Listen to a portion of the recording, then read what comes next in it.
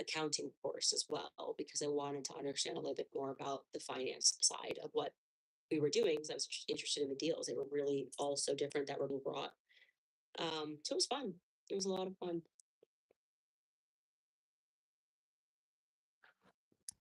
I don't know if he got colluded with this one here, so I'm at it. So we're picking up. Technically, we're not picking up where we left off because, of course, I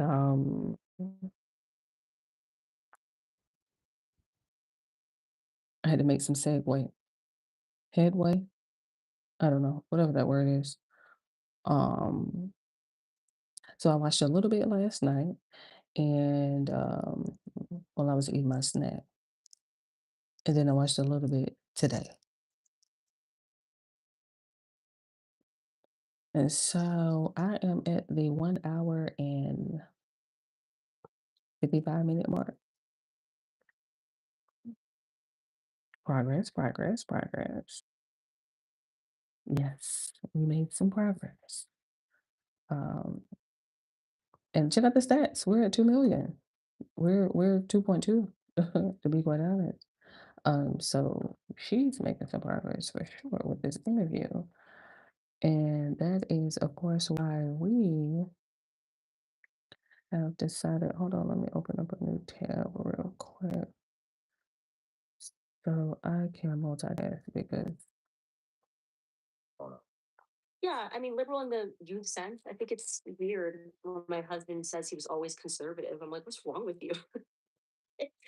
He's a rare person who was always conservative, and I was liberal, like in the way that you don't know anything.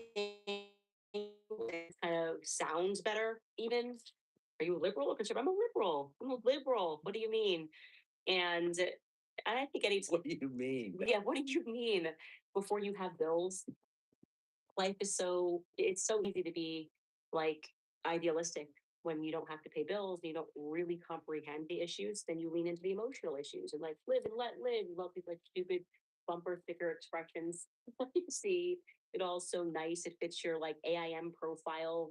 Like, oh, let me find a quotation to put on my going away message on AIM. Like the youth, you're liberal when you're young.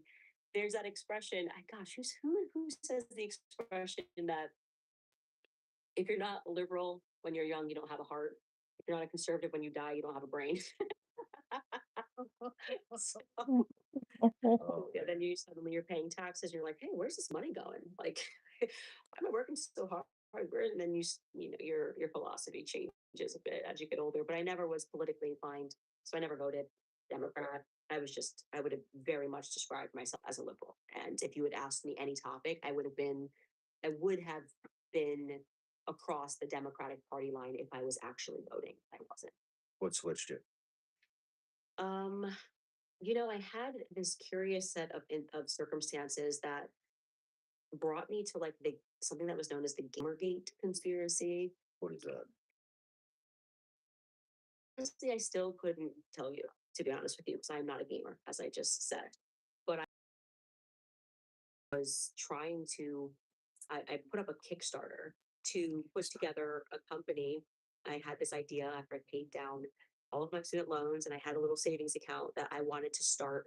And it was maybe, maybe all heart, no brain, a company that would get kids into to be able to like get in trouble on the internet without having these consequences like being arrested. And so my bright idea was that I was going to create this company called Social Autopsy.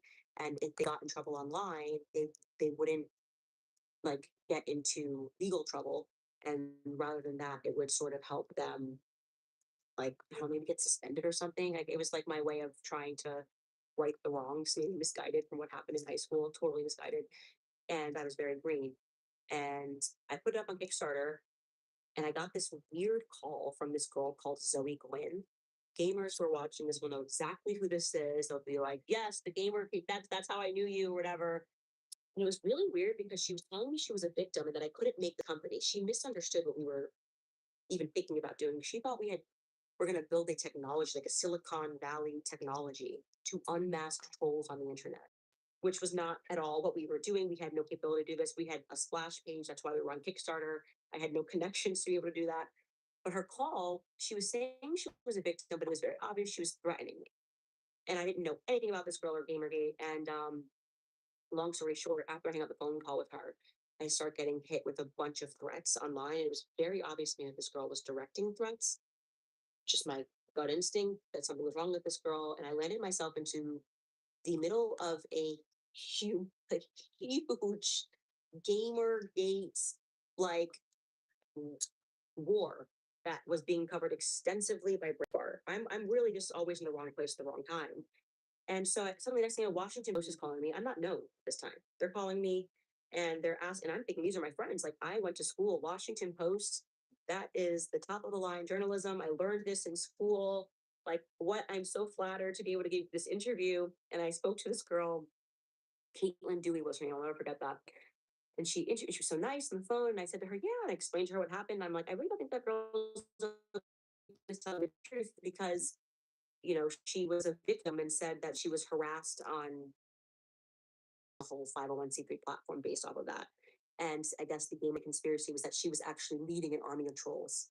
And that was just my experience with her in 4 seconds. I had no idea what was going on or what the factual just like that girl is led trolls against me and that girl wasn't a victim. And boy, was that a good statement. Anyway, the Washington Post, after they interviewed me, Caitlin Dewey, also New York Magazine, I believe it was, or the New Yorker, Jesse Signal or Single was his name, Signal, they lied and speared me after I thought these guys were my friends and I told them the truth and they were protecting this girl Zoe Quinn. It was so weird. And this was the entire thrust of the Gamergate conspiracy was that this girl was being artificially protected, that she was actually leading an army of trolls and pretending that we needed to do something about men and gamers on the internet. And this is kind of like the preamble to the Hillary Clinton campaign, which became very much like we kind of got into this anti-masculinity, men are toxic, kind of the preamble to that. And I think she had a real fear that if I had created which could unmask trolls, that it was going to expose that everything the gamer conspiracy theorists were saying was true. Wow. That was my read on the situation. And so she was being protected. And I never really, I'm just not a gamer. I just didn't know. But the only people that actually gave me a fair shake in the media. Wait, you don't write anything down after?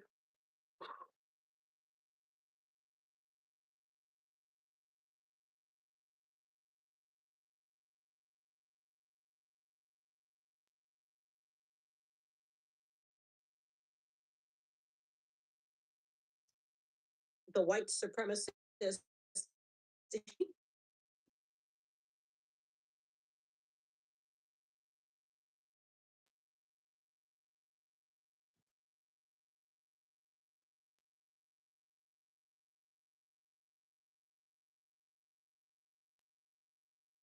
my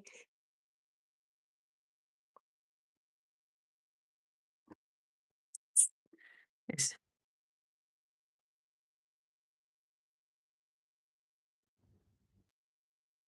someone is humming or singing or something like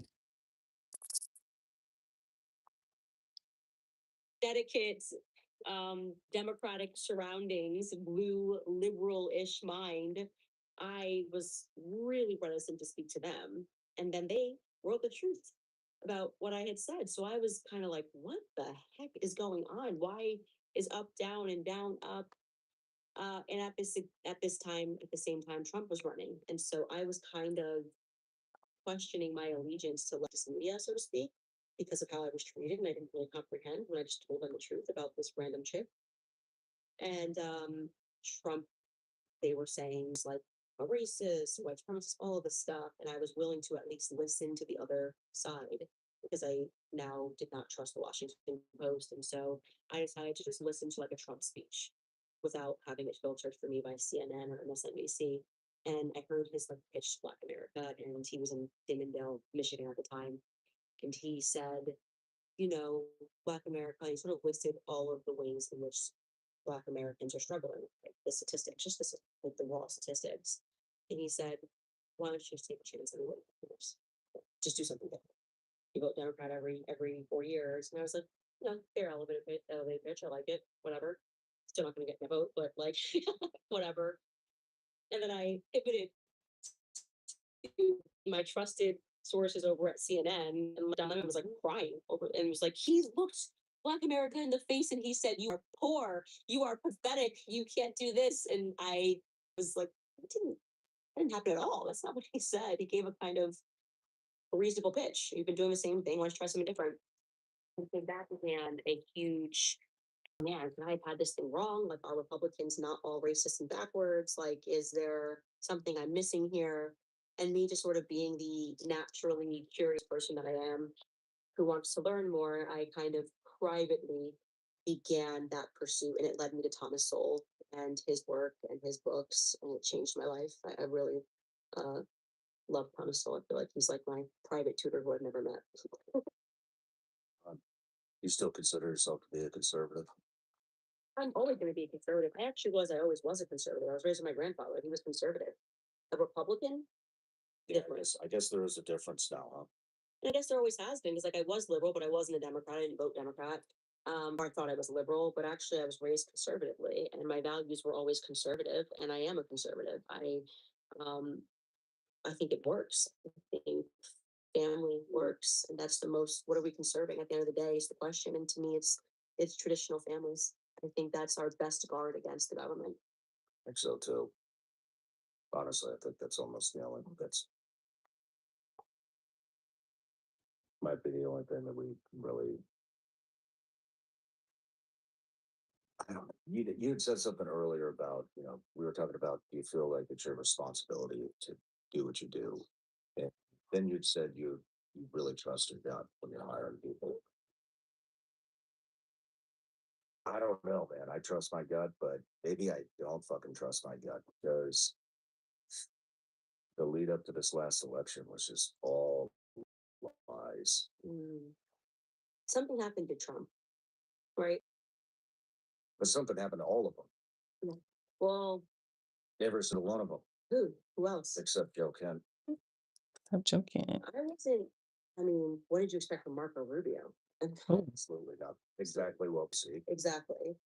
The person that I think I placed stock in was Trump, mm, and he got played. I mean, there's no other nice. got. It's kind of shocking the ways that he lied, and so you have to then go, why? This is nothing like Trump 1.0. Trump 2.0 is totally different. And the obvious answer is I think that Trump desperately, by any means necessary, wanted to win again. Felt the election, like many people do feel, was a stolen from him in 2020. COVID changing the way we vote. I totally agree with that, by the way. And his entire life's mission then transformed into I will do anything to win again, including making a deal with the devil and selling myself. That's what you think happened. And he took 300 million from Miriam Adelson, something that he once mocked Marco Rubio for doing. He tweeted once about Sheldon Adelson owning Marco Rubio. And you don't take 300 million from people who run Vegas. Very true. 300 million from people. That's how it works. He's one.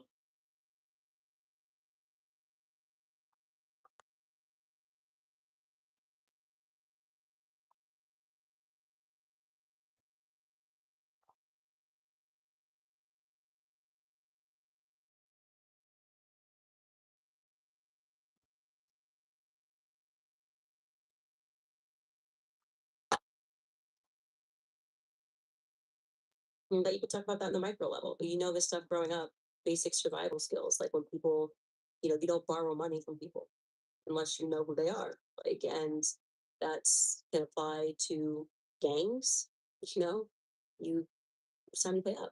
And so Trump is not his own man. Plain and simple.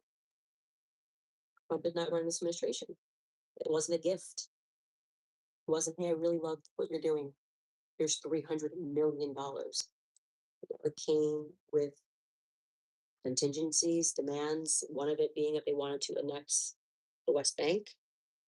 which was something that was told to me by Charlie and Andrew Colbeck, who were present for that meeting, between Mira Nadelson and Donald Trump, that she said that, I'll cut you this check. But when we want to annex the West Bank, that's what they wanted in exchange. So now I think he probably has a little bit of regret taking the money. You think so? I think so. I don't think he likes not being his own man. I think that's what a lot of the lashing out is about. I think Trump at his core wants to be liked, and I think he knows he's not liked right now. You think he'll ever be liked again? No. Me neither. Hell no. How much wealth has he amassed since he took this presidency? True. How much more do they need? Exactly. How much more? I mean, Good when point. Ivanka swimming to Albania, I was like, what, Right. how much more money do you guys need? When is enough enough? Never. And that's why you feel like they fully have given themselves in, because none of them were like that before. You don't think so? No, I think I spent a lot of time with Don Trump Jr., and he was a real person.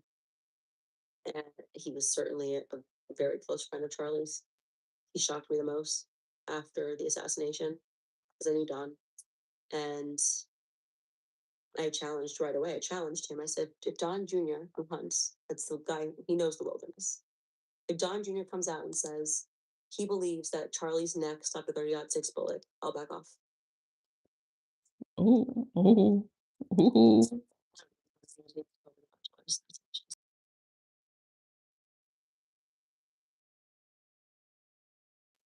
Are gonna go to hell for eternity. No, a lot of people are gonna go to eternity. But the level of talked about the mourning process of realizing that Charlie gave so much of his life to put those people into power, contending with that level of betrayal transformed me. Yeah. So Word it better. no, I don't consider myself to be a Republican. Yes, I do consider myself to be a conservative. Yeah, I'm the same. I don't know what the fuck this means. I don't even know if I'll ever vote again. And so I Ooh. Probably not. I just, going through this and uncovering everything that we've uncovered. Why the background? You don't like it? Let me change it. Oh my god. He doesn't like the background, you guys. Oh my god. Is that better? I only have 3 queued up. So I have this one. Okay. All right. Do you like that one? Hmm? Is that better for you, Mr. Bot? Hopefully so. If not, whoop-de-doo.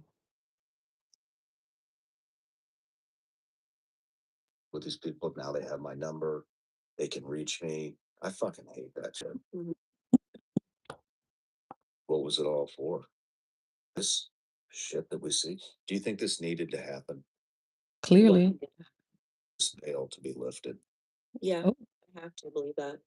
for sure. I have to believe. I am at my core an eternal optimist, and I don't want to give in to like despair. And I have to believe that Charlie was right, that his death was going to happen because it would be tied to a global awakening. And I've seen that. I've seen the seeds of that. I've seen the sprouts of that. I see the incredible audience I have amassed around the world. They have started these fireworks already. Hopefully they run out by tomorrow. Hopefully they run out by tomorrow. To Russia recently and realizing how big the Becoming Brigitte series was. I had no idea. Oh yeah. Um, there is true evil being exposed, and it was easy for evil to control the world when we were dumb and stupid and thought it was impossible, right? Some of these conspiracies. I mean, the fact that we are having real discussions about Freemasonry, about the occult, about true demons, about what demonic possession is, that you can sit here across from Father Ripperger. And I read the comments, and that was a transformative episode, by the way. Uh, but to see all the comments of like, I need to go to church now, Decide which movie we want to go to church.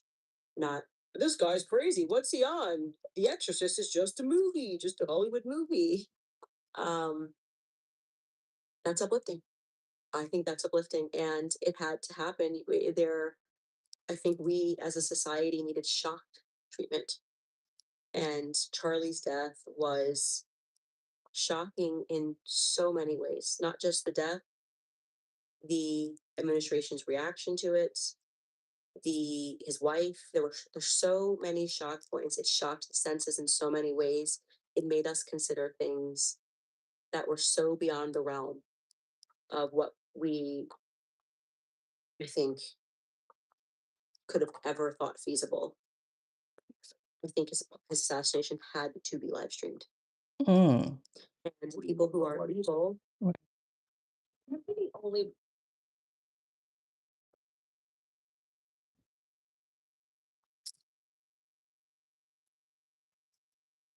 Some ritualistic thing or? yeah, so for two ends, people who orchestrated his assassination, it was ritualistic.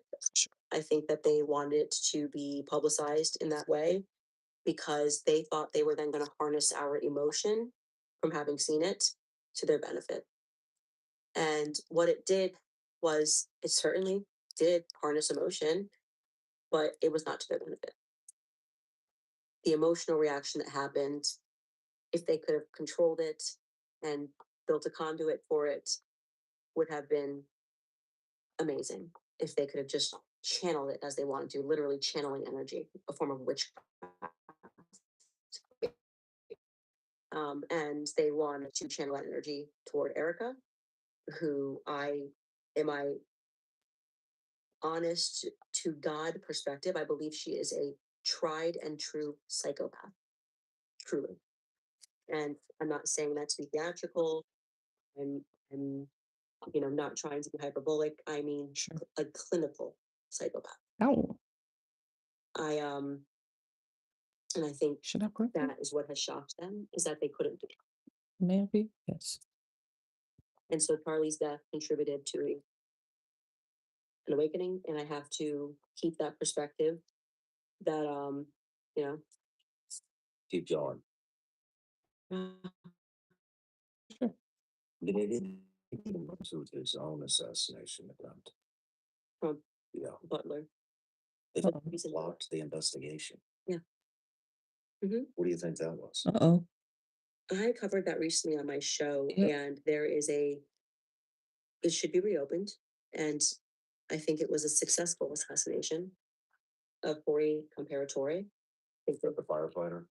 I met his daughter at Did you? the inauguration, but I never should have fucking went to. Mhm. Yeah. Well, they don't believe the story. They are not satisfied. His family is not satisfied with the investigation. And there was a strange set of circumstances of his best friend from high school having died a couple of years earlier from a plausibly PETN explosive. Petting. And I covered that recently, the story. An explosive? Oh my God. He worked with them Thank you for the heart. and on my show. Emma, hi. Worked at the Petton plant? His best His friend best friend. Yeah.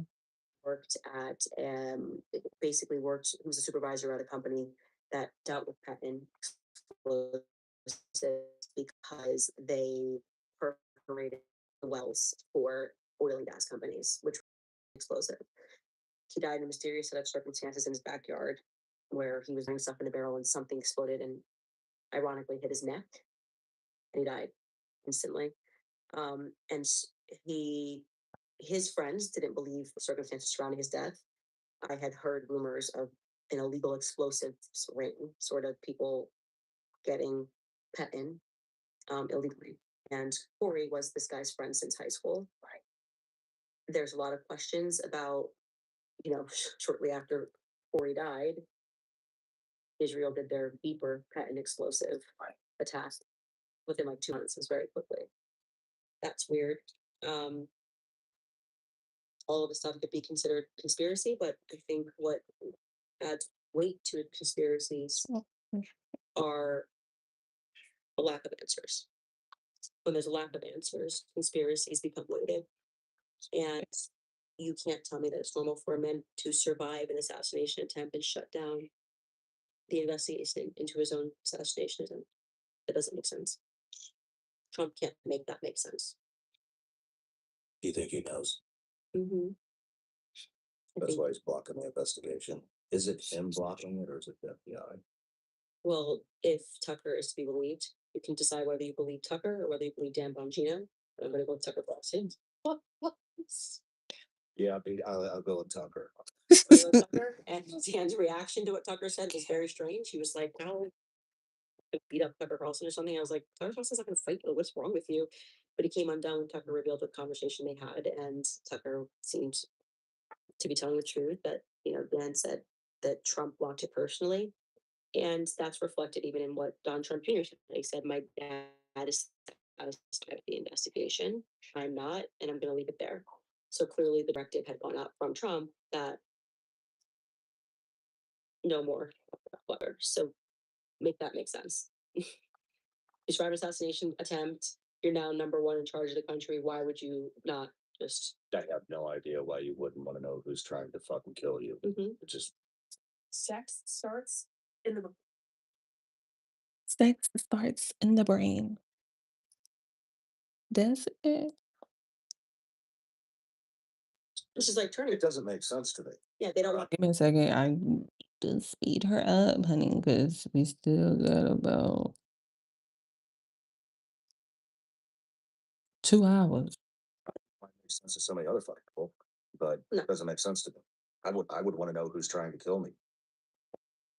So there's something we're missing about Butler, and it's the exact same like stage, so to speak, the exact same play as the Charlie Kirk assassination, where everyone who should be the most curious about investigating is very much not curious about investigating, angry at people that are investigating, and attacking people who want to get answers.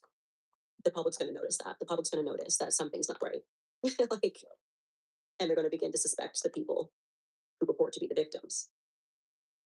Why do you think nobody in this administration is speaking up? Do you think they're all under the same control, or are they all under Trump's control?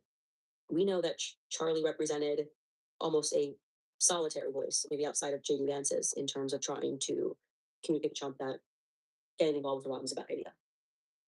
That administration is not working for Donald Trump. They're working for Israel. Obviously, Trump is powerless. Everyone can see that. I mean, You funny, ain't and it? Cash Patel is sitting right across from me at the other studio, Oh, and we just went on and on about the Epstein shit. On and on and on. And then nothing. Where's Cash Patel from? oh, He's from Vegas. If Cash Patel's ever had any power in his life, his power came from an entire city was built by Israel. Miriam Adelson has served the IDF. Sheldon Adelson said his biggest regret was not having served the IDF. They've never been. Trump said it on stage. She's more loyal to Israel than she is to our country. It's not a secret. Vegas is a dangerous place. People say what happens in Vegas stays in Vegas. No, stays in Vegas and gets sent over to Tel Aviv. It's just a city of blackmail, to be honest with you. And they're all kind of tied there. They're all kind of tied, in my view, to Vegas. Andrew Kovac, he's from Reno. His dad did legal work on the casinos, and it's like this thing. His brother served. It was from the Reno unit that went over regarding the poppy seeds in Afghanistan. That was his brother. Was like colonel lieutenant on that. That was just poppy trafficking. After that, we had the opioid crisis. What do we think these wars are about? What did we win in Afghanistan? Poppy seeds. The opioid crisis. What do you think is going to happen in midterms? What actually? Let me back up.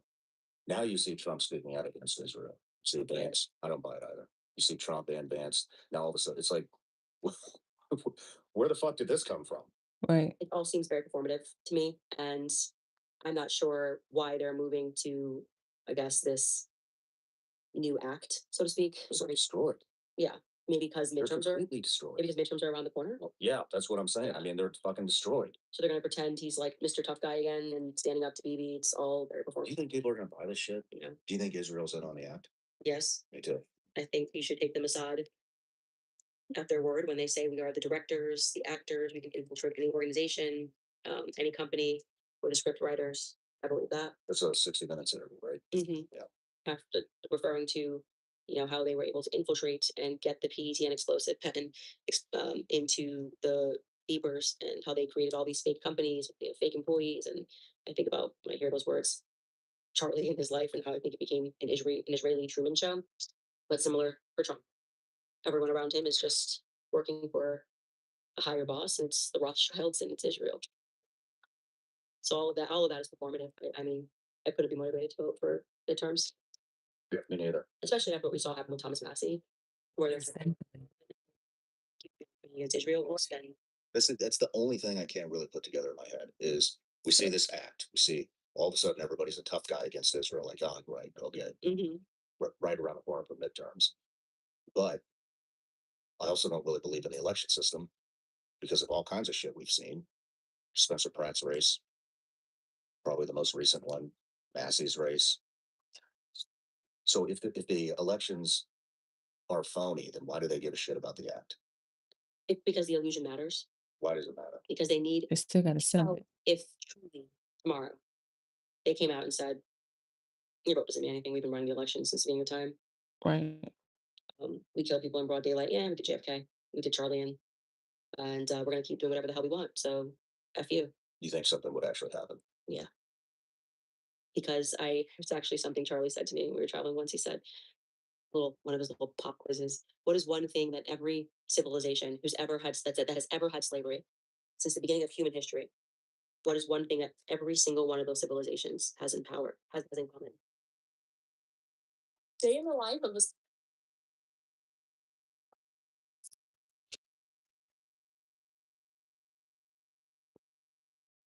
I didn't know either.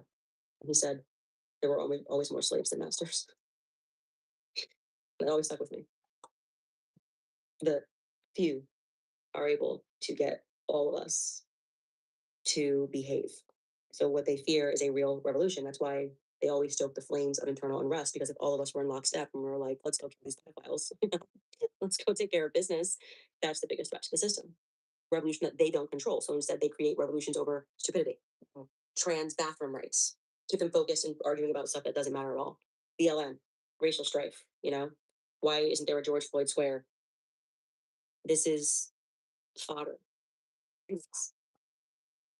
While they buy islands, they take up land, they destroy heritage, they rewrite history. 20 years from now, they'll say, you already heard, I think, Jerry Seinfeld say Palestine doesn't exist. And he's a man of the future. They'll rewrite history, they'll say they were the victims. It all started on October 7th. And they'll wipe away entire identities. I mean, good for the people in Albania who are standing up to the Israeli settlers right now. Don't know what their plan is there. Something's going on. And that's their biggest threat. So they have to get you to believe in the illusion of elections because you have to think you can change it and that your voice matters. Who do you think is going to be the next president? And Polly Market right now puts Child, I was hoping that what's my guy name from Cali, Gavin.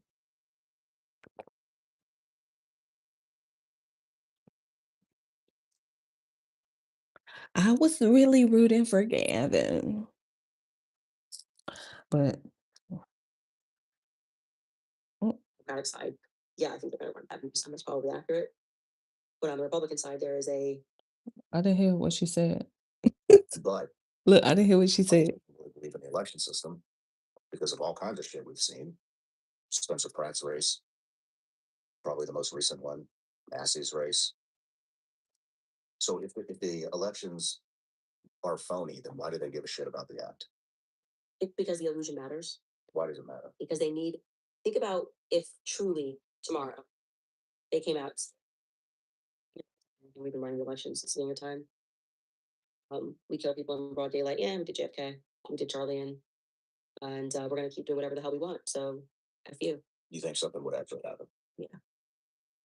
Because it's actually something Charlie said to me when we were traveling once. He said, one of his little pop quizzes. What is one thing that every civilization who's ever had that has ever had slavery since the beginning of human history, what is one thing that every single one of those civilizations has in power, has in common? I didn't know either. And he said there were always more slaves than masters. That always stuck with me. The few are able to get all of us to behave. So what they fear is a real revolution. That's why they always stoke the flames of internal unrest, because if all of us were in lockstep and we were like, let's go kill these pedophiles, let's go take care of business, that's the biggest threat to the system. A revolution that they don't control. So instead, they create revolutions over stupidity, trans bathroom rights, keep them focused and arguing about stuff that doesn't matter at all. BLM, racial strife, why isn't there a George Floyd Square? This is fodder for idiots. While they buy islands, they take up land, they destroy heritage, they rewrite history. 20 years from now, they'll say, you already heard, I think Jerry Seinfeld say Palestine doesn't exist. He's a man of the future. They'll rewrite history, they'll say they were the victims. It all started on October 7th. And they'll wipe away entire identities. I mean, good for the people in Albania who are standing up to the Israeli settlers right now. Don't know what their plan is there. Something's going on. And that's their biggest threat. So they have to get you to believe in the illusion of elections because you have to think you can change it and that your voice matters. Who do you think's gonna be the next president? I mean, Polly Barker right now puts Vance at the top.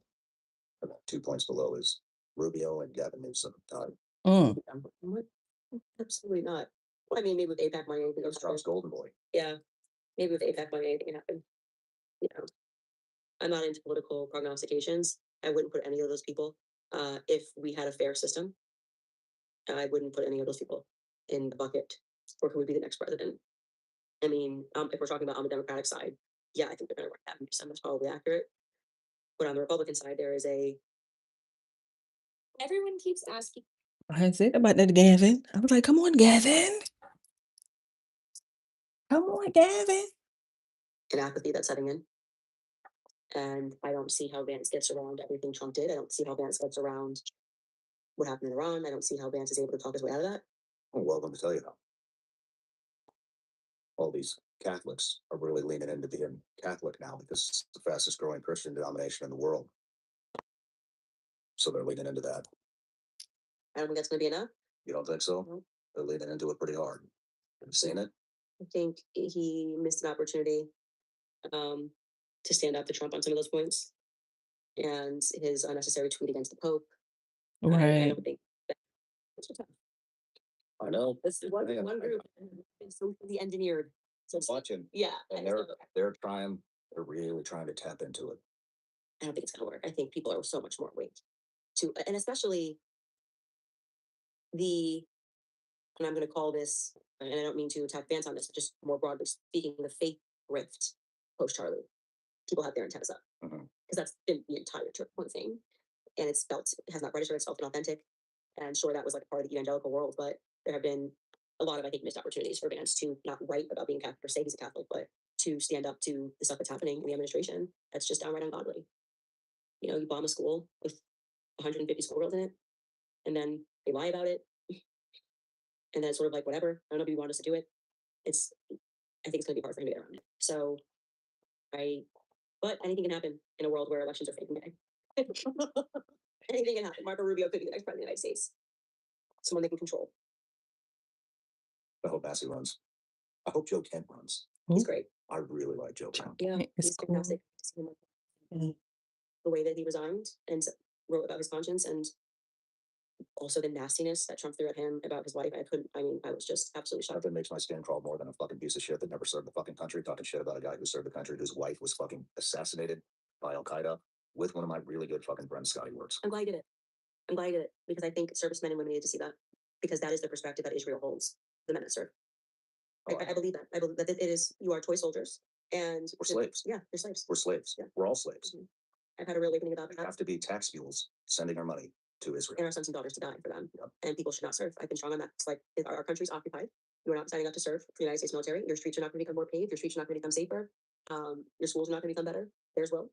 So if that is a draw for you, then sign up and serve the United States of Israel. but this is where we can make a difference. I They just had a need really bodies in good Iran. friend get deployed, Green Beret. I won't even say what group he's at. And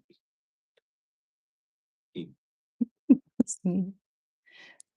I'm getting deployed early. I gotta go fight for Israel. And you could just, Aren't you sick? he wants out. He's talking about Leave. Yeah. That's simple. There's a legal means to leave the military, and I encourage on my show every man and woman to do it. Because at the end of the day, the best laid plans don't work without bodies. And I think they learned that lesson in Iran. They couldn't get people to get behind it. That's why they need the propaganda machine. They needed people to go behind it, and they weren't. And that terrifies them truly. The idea of Americans not signing up for the military, that's an existential threat. Stephen P. had said sizes. He's like, we're going to raise the age. People to join the military. I bet you are. What does that tell me? Numbers are up. People are waking up. So if you want to go be big bad and take over Palestine and do it with your sons and daughters.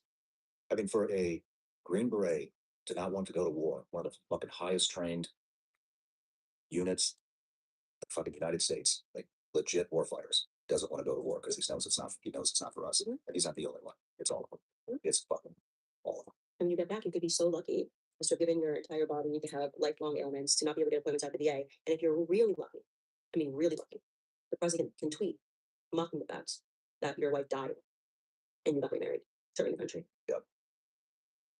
Who doesn't want to sign up? Sign up today. Well, I mean, now there's all this stuff about the draft. Why? Because it's not there. But guess what? You're better off spending a year in jail than going to fight for Israel. So it's like, how far are they going to take us? Are they going to be like Ukraine, dragging people off the street like thugs? Probably. That's the threat that they need. You can't. Okay, you guys want it, Zionists? You're so big and bad and powerful. Send your sons and daughters. Your sons and daughters first. I will not. My boys won't serve. Not in this environment. So it's an honor to serve the country that live in right now, the occupied country. Yeah, that's how I feel. Only if we're getting invaded. I'm not going overseas. Best thing to do is to defend your neighborhoods, defend your families, build smaller communities. That's what I encourage people to do. Learn to farm. That's the real difference you can make. Second on the break. I like how he said, "Oh, is that me? Did I? Okay, hold on. I wasn't looking at the screen. I'm busy. Okay, I apologize. I'm out here multitasking, honey. Which I absolutely love it. I really do. Hold on, yeah, I do until I get distracted or, interrupted, I should say, not distracted, until I get interrupted. Then there's nothing I can do. So, Armin, um, Armin, uh, it's given. Hello, Armin's, but I didn't want to assume. It looks like Armin's or just Armin. I don't know that it's ran. I don't know. Hello, happy Friday. These random gummy bears. I'm like, okay, we get it. When you get grown, you have to let them gummies go. Only allegedly. The gummy people to come for me. Oh my God. And let's get back to you. Degree 180. Yeah, just a blog that I had when I was young. I just loved to write. I was always writing. I mean, my earliest memory of writing was like in third grade. I was writing poems. Like as soon as I could learn to write, it felt like such an escape for me. I used to like write songs and poetry, and I just still love writing. I'm one of the rare people that actually wrote both of her books. People usually get a ghostwriter, and it's probably my favorite pastime. Like it's something that I genuinely enjoy doing for me. And so Degree 180, I got a bunch of girls together to just put together a blog and let everybody write about they take articles I didn't write. But it was my blog, but it clearly was written by another person. She operated a blog where someone said that Trump had tiny hands. And I'm like, yeah. And someone else, did a whole article bashing Hillary. Writing is expression. I let everybody write whatever they wanted to write. And so it was a fun passion project of mine. Where do we go From there, I then started making videos on YouTube. It was all pretty back to back. And I launched my YouTube channel in the fall of in August of 2000. Stop. Shout out to YouTube. Shout out to YouTube. Oh my God. Shout out to YouTube. See what I mean? Listen, it's a struggle. It's a struggle to get that YouTube kicked off, okay? And it take years. Some people, s- you, it could be a little quicker. But shout out to YouTube. Oh my God. was 17, right? I think is when I launched my YouTube channel. No. Full Black and started when BLM stuff was heating up. I sort of just was making funny videos on YouTube, and they did pretty well. It would get 100,000 views here, which is great for a new content creator. Yeah, no kidding. And Yeah. it was funny. I wrote, who I was telling you was the person that would be the most when I was really sick. I was just kind of coming out of that. She recorded it, I wrote it, and we just shot it, and it did pretty well. And then I think it was like the third video I did. There's an account online. I don't know if you're familiar with Anomaly. He lifted the video, and it was me discussing Black Lives Matter, I think it was, and he put it onto Facebook, and it got 26 million views. 26 million views. Thanks. I mean, it went absolutely viral. And that's your third video. Yeah, I don't know if it was about BLM actually. It was my third video, and it was about Shout out to Facebook. I'm not over there because I don't be over there on Facebook like that. Listen, Mark need to stay out of court with these privacy right violations. That's what he need to do. I wouldn't mind going back over there. He just always got some shit going on, some issue going on in court. Congress stays summoning him with whatever he be doing. I'm like, come on, man, tighten up. Oh, dang, every time he go to court, I delete my account. I swear to God. Every time Mark Zuckerberg sits in front of Congress, I delete my Facebook account. I'm like, I'm sick of you getting in trouble, bro. Like, what happened now? What did you do? What did you do?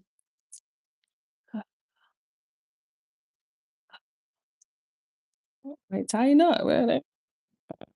Come back. I ain't never got no problem with going back over there to you to Facebook. Oh, jeez, I don't even know what number I'm on. Take a wild guess. I don't have no problem going over there. Sometimes I do. Like I said, every time he go to court, I'm like, no, delete. I'm not really a Facebook person though, so I don't really take it like personal per se. I was. What happened when YouTube said that we can go live no more if we didn't have 1,000 subscribers? I went straight on back over there to YouTube.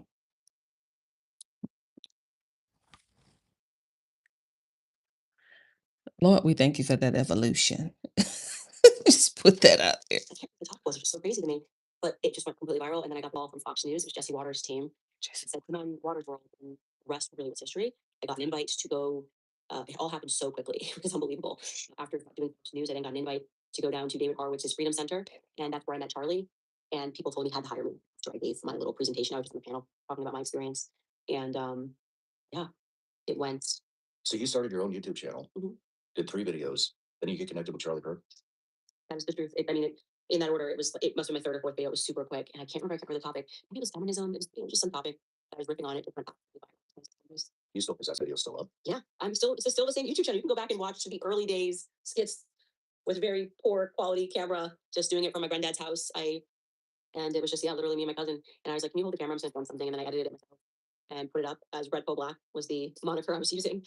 And it was fun. It was very fun. And then I just sort of started doing videos talking about various topics. And then Charlie hired me to do the same thing for Turning Point USA, and then to be the communications director because I think he thought good at communicating. She's able to get all these people to watch your videos. And we just then had an absolute blast. I mean, we were traveling everywhere, the entire country, other countries, doing just building, building, building, building. What channel is this on? Which channel? Is the channel called Red Pill Yeah, Black? you just name the YouTube channel whatever you want, Sean Ryan Show. I just named mine Red Pill Black. I was thinking like, oh, here's a red pill for Black America. Was kind of my thought process there. And then I think it was Charlie who told me you don't want to have people meeting and going, oh, you're Red Pill Black, you want to use your name. And I said, okay, so I just switched the channel name over to Candace Owens, and yeah, I still have.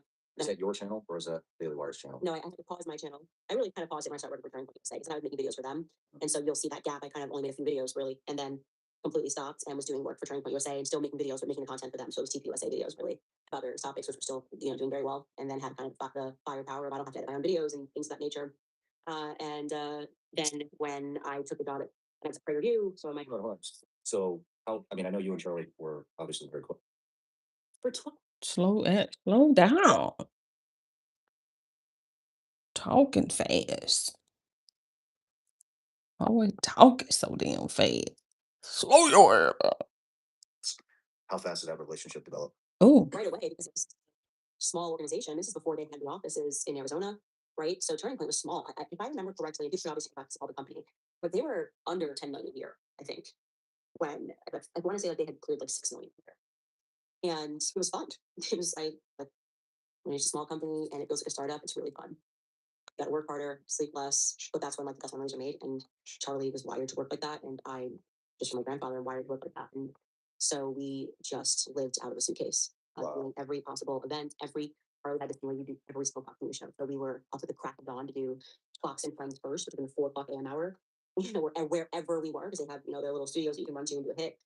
To staying up until you finally got the call to do one of the big ones, which across time is you get called to do Laura Ingram or Carlson or Sean. Not Sean Ryan. I almost said Sean Ryan. See, naturally, I was like, Sean, that's not Sean Ryan. That was ridiculous. Sean on Fox Hannity. News. Hannity, gosh. I was like, why can't I think of his name? It's because of you, because you're in front of me. Or Sean Hannity, that was what you were building up toward. And so Charlie was always like, you want to do every show because the producers for the other show are watching this show. And if you're good on the show, he had this whole map of how it was going to work. And it's never seen it on any show. So we did every Fox News show, every hit. Yes, we'll do it while trekking throughout the United States, living out of a suitcase, the cheapest hotel rooms imaginable.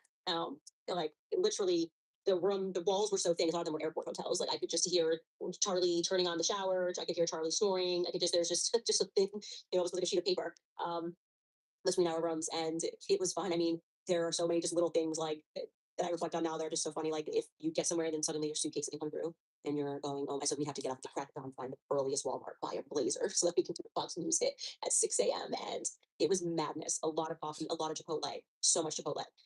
We ate so much Chipotle. I can't believe I don't have stock in that company.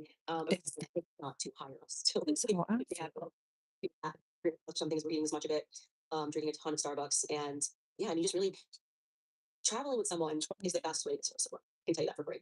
You really get to see the person. You know what I mean? There's no glam in traveling and who they are in the morning time, take time, how they pack their suitcase, sometimes get to a room and his room's ready and my room's not. And so, oh, I'm excited to take a nap. And so he's like, I'm gonna go for a run. You can go nap in my room and we're exchanging. And so yeah, you get to see people at their worst. And at the same time, I think one of the things that made me and Charlie so close, because I think about why we sort of had this unbreakable bond despite everything. And if you think about your life, who are the people that you actually feel the closest to? It's people that you grow up with, right? But there's something about those Okay. relationships, and I think about high school with. There's something they're so unique and so special because it's a coming of age, and it was the same with Charlie. We had a certain type of coming of age together in politics.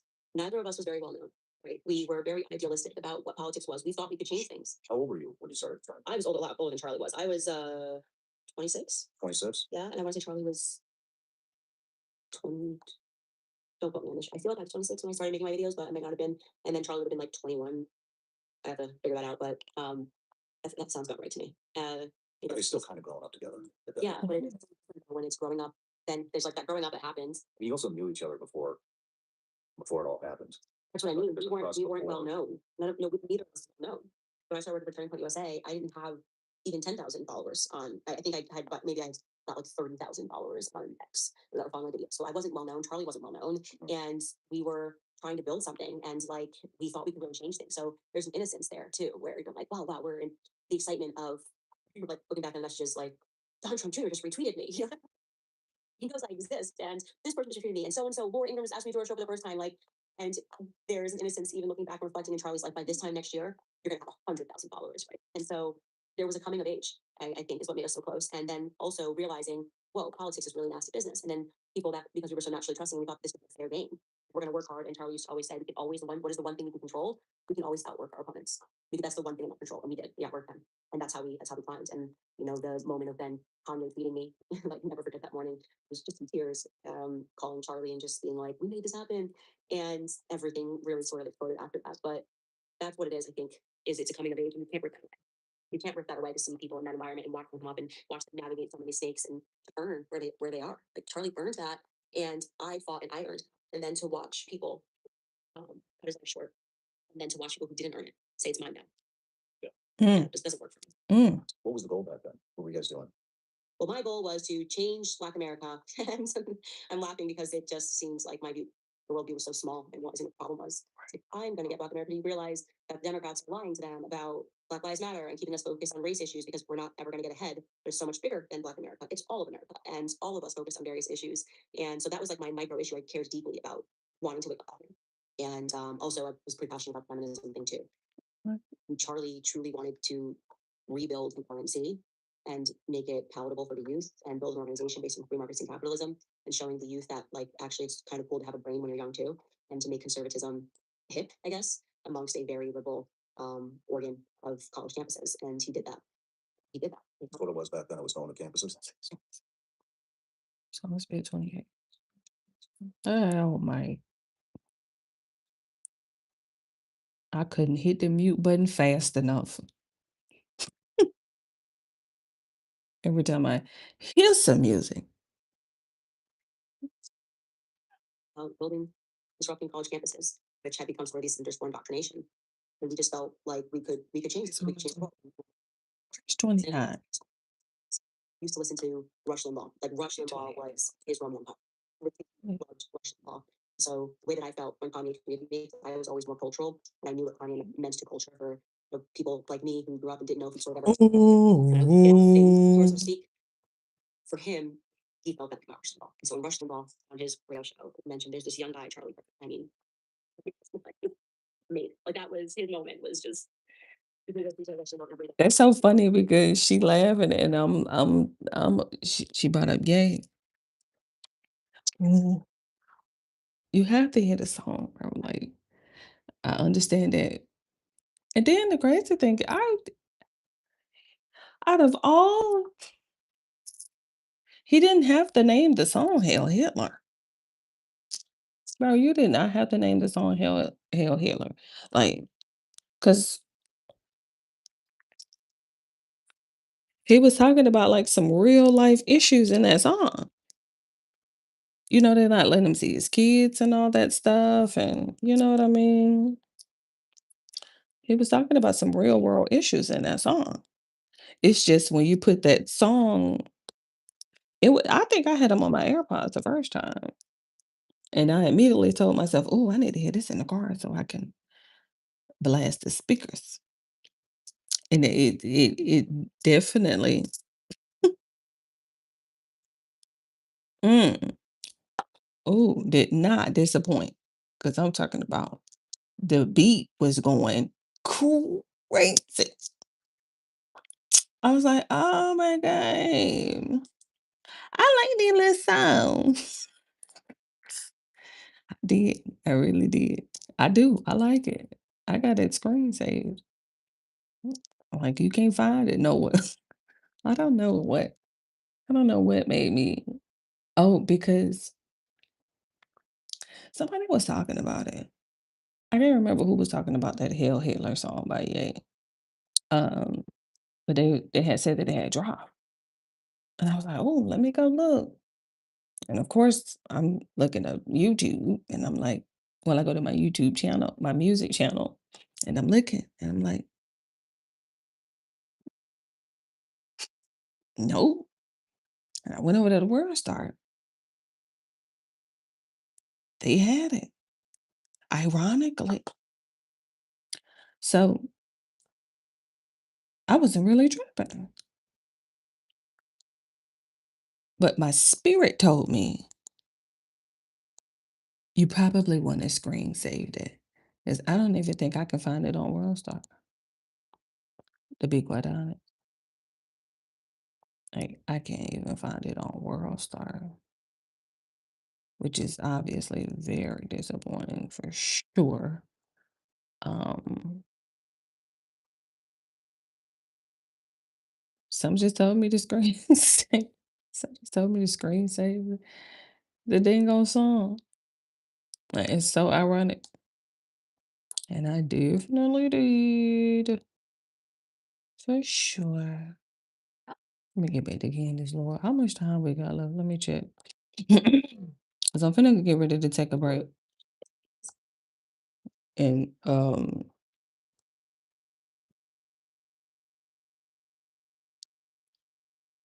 Give me a second. I can I can come in and give myself a thumbs up. I don't discriminate against myself. Oh my god, thank you for the subscribe. Like, oh my god. Uh-oh, check us out. With the logo at the top. Okay, let me go take somebody out the charger so you get notification. Notifications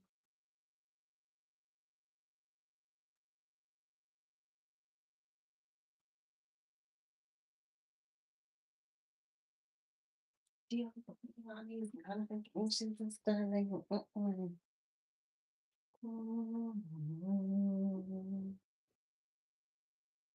So every time I start a humming, I'm like, I do like this song. And do.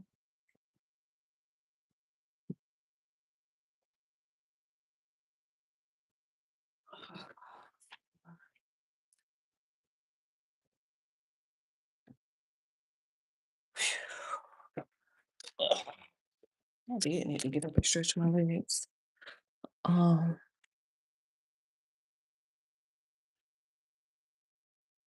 Let me go over here and see if I can watch Drewski and Bambi. The first one. Look, there she go. Check her out. She here. Um,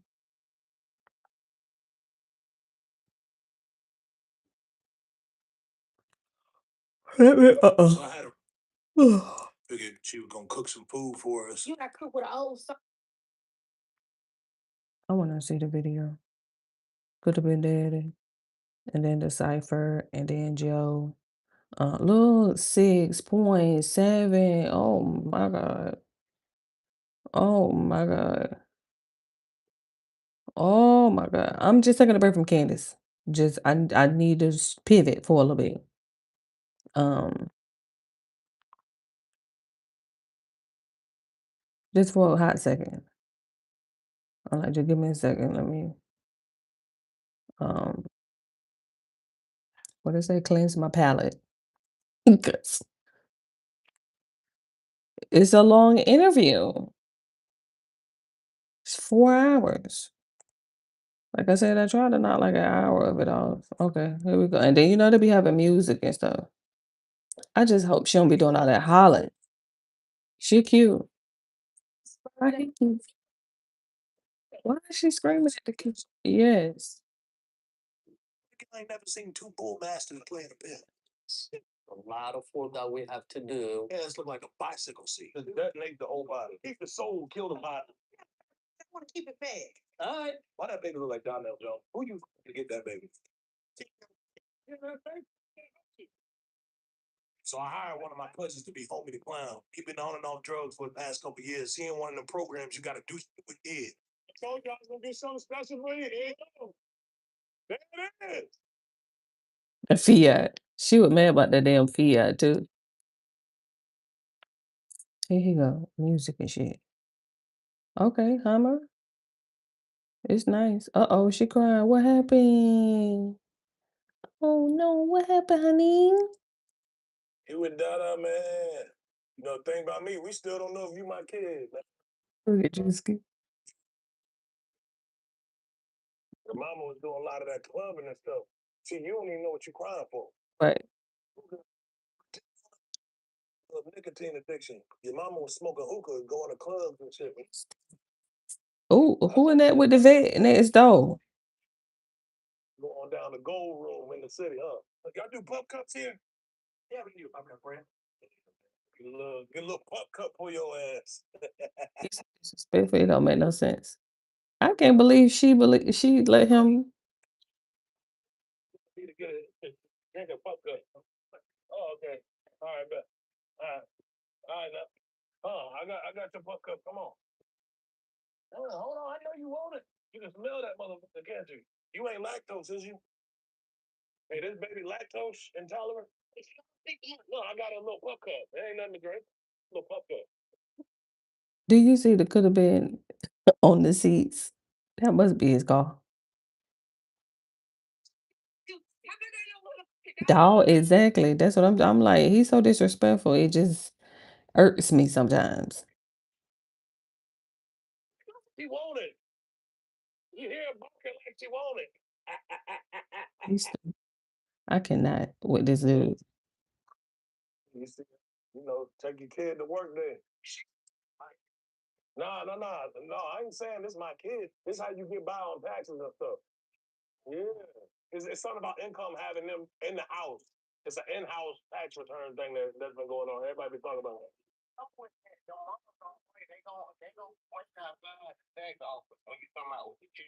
Oh, that one just go to me? Oh, my financial. Claiming a kid on your taxes, is that better for you or worse? Oh, so she had a kid. Technically, the baby don't look like me. Let's just say that. You know what I'm saying? The flat benefit is a couple $1,000. Probably make too much money to qualify for. Exactly. Okay. Like I'm like, man, you made way too much money to be worried about a couple $1,000 on the tax return. I'm gonna put a bunch of shit in her name too. She don't know shit. That type of shit don't even come up till 18 years later. I'm gonna put a whole bunch of shit in that kid's name. That would be well, I mean, I told you that baby gonna be set for life. I'm telling you. Like that little girl gonna be set for life. And baby too. If she play her cards right and get some financial literacy about herself, she could be straight. Listen to me. Yeah, I got the GPS on and you're not listening to me. You taking us to the house? How? Oh, y'all don't understand me. What the fuck? Translate. Hey Siri. ¿Sabes cuándo se- Yes. Do you know where you going? No. Gotta go. Gotta go. You know what? No. Why? That's sweet. House. La casa. La casa. Mm. Stop screaming. Look. Why you got that music that loud in her ears? Why he got that music that loud in her? Ooh, she sleep though. But I know what hell he not answering his phone. She for this. Look, them speaker going crazy. She sleep too. I would have that music up that loud with her. I'm down. Yeah. Don't sing it. You got me driving people that don't understand me. You got me. I don't know. We don't know who we go. Screaming. They drive. He don't understand me. They don't speak no English? What the you doing riding with a bunch of Mexicans in a U-Haul truck? Of course they don't speak English. Duh. They don't understand me. See, every girl talking about, oh, I won't be put up, I won't be put up, I won't be put up. And then you do this bullshit. Bro, you finna piss me off, bro.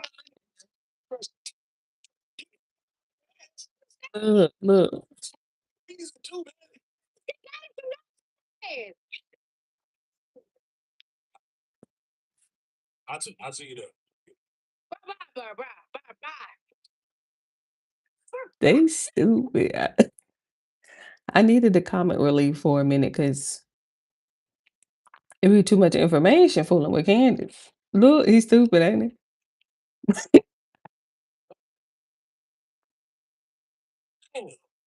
Oh, this is nice. Molly, That driveway going crazy. Why y'all going downhill with the door open? let me out. Look, Why would you slam that shit that damn hard? exactly. And then why they even got it open like that? And where all these toys? Okay. No, pick it up. You understand?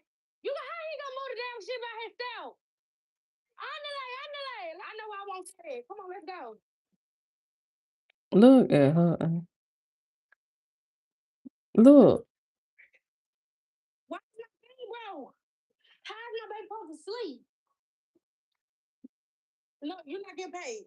Why my baby supposed to sleep, Louis? Look, Louise, Louise, For it. Y'all must sitting her ass outside with that plate and all the stuff behind her like this. upside down. He trying to just No payment. Just get out. Just get out. look, get out. I'm just out of this nigga. You can't even buried yet. I ain't seen him since we moved. Just chilling. I'm not doing nothing. Fat ass. Look with the plate.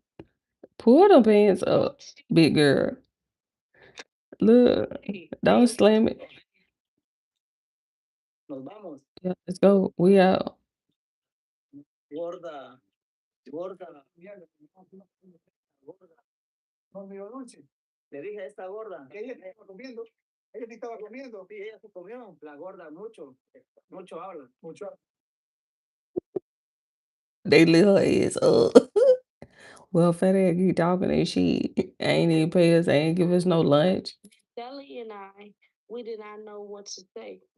Our mother was out of the house for the day. Dr. Seuss. Babe, I'm mad as hell. My blood pressure going up, sugar going up, feet swollen.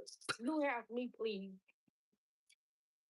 Guys, 7th birthday. We probably celebrate. We about to bounce out. She just said the baby was 6 months. Now this her first birthday. She ain't walking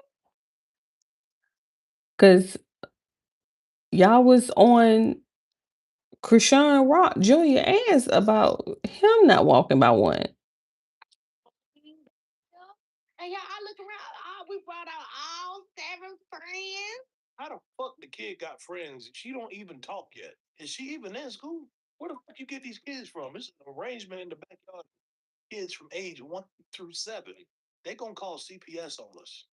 I want to do the kid like a legal rap. No. What? It's shit. If you know me, you know I already got front row seats to see Pitbull. I don't even know who that is on the grill, but Mm-mm. Well, who I know who were conservative when they were young. Charlie too, apparently. Some things like you were liberal when you were young. It sounds so much more fun.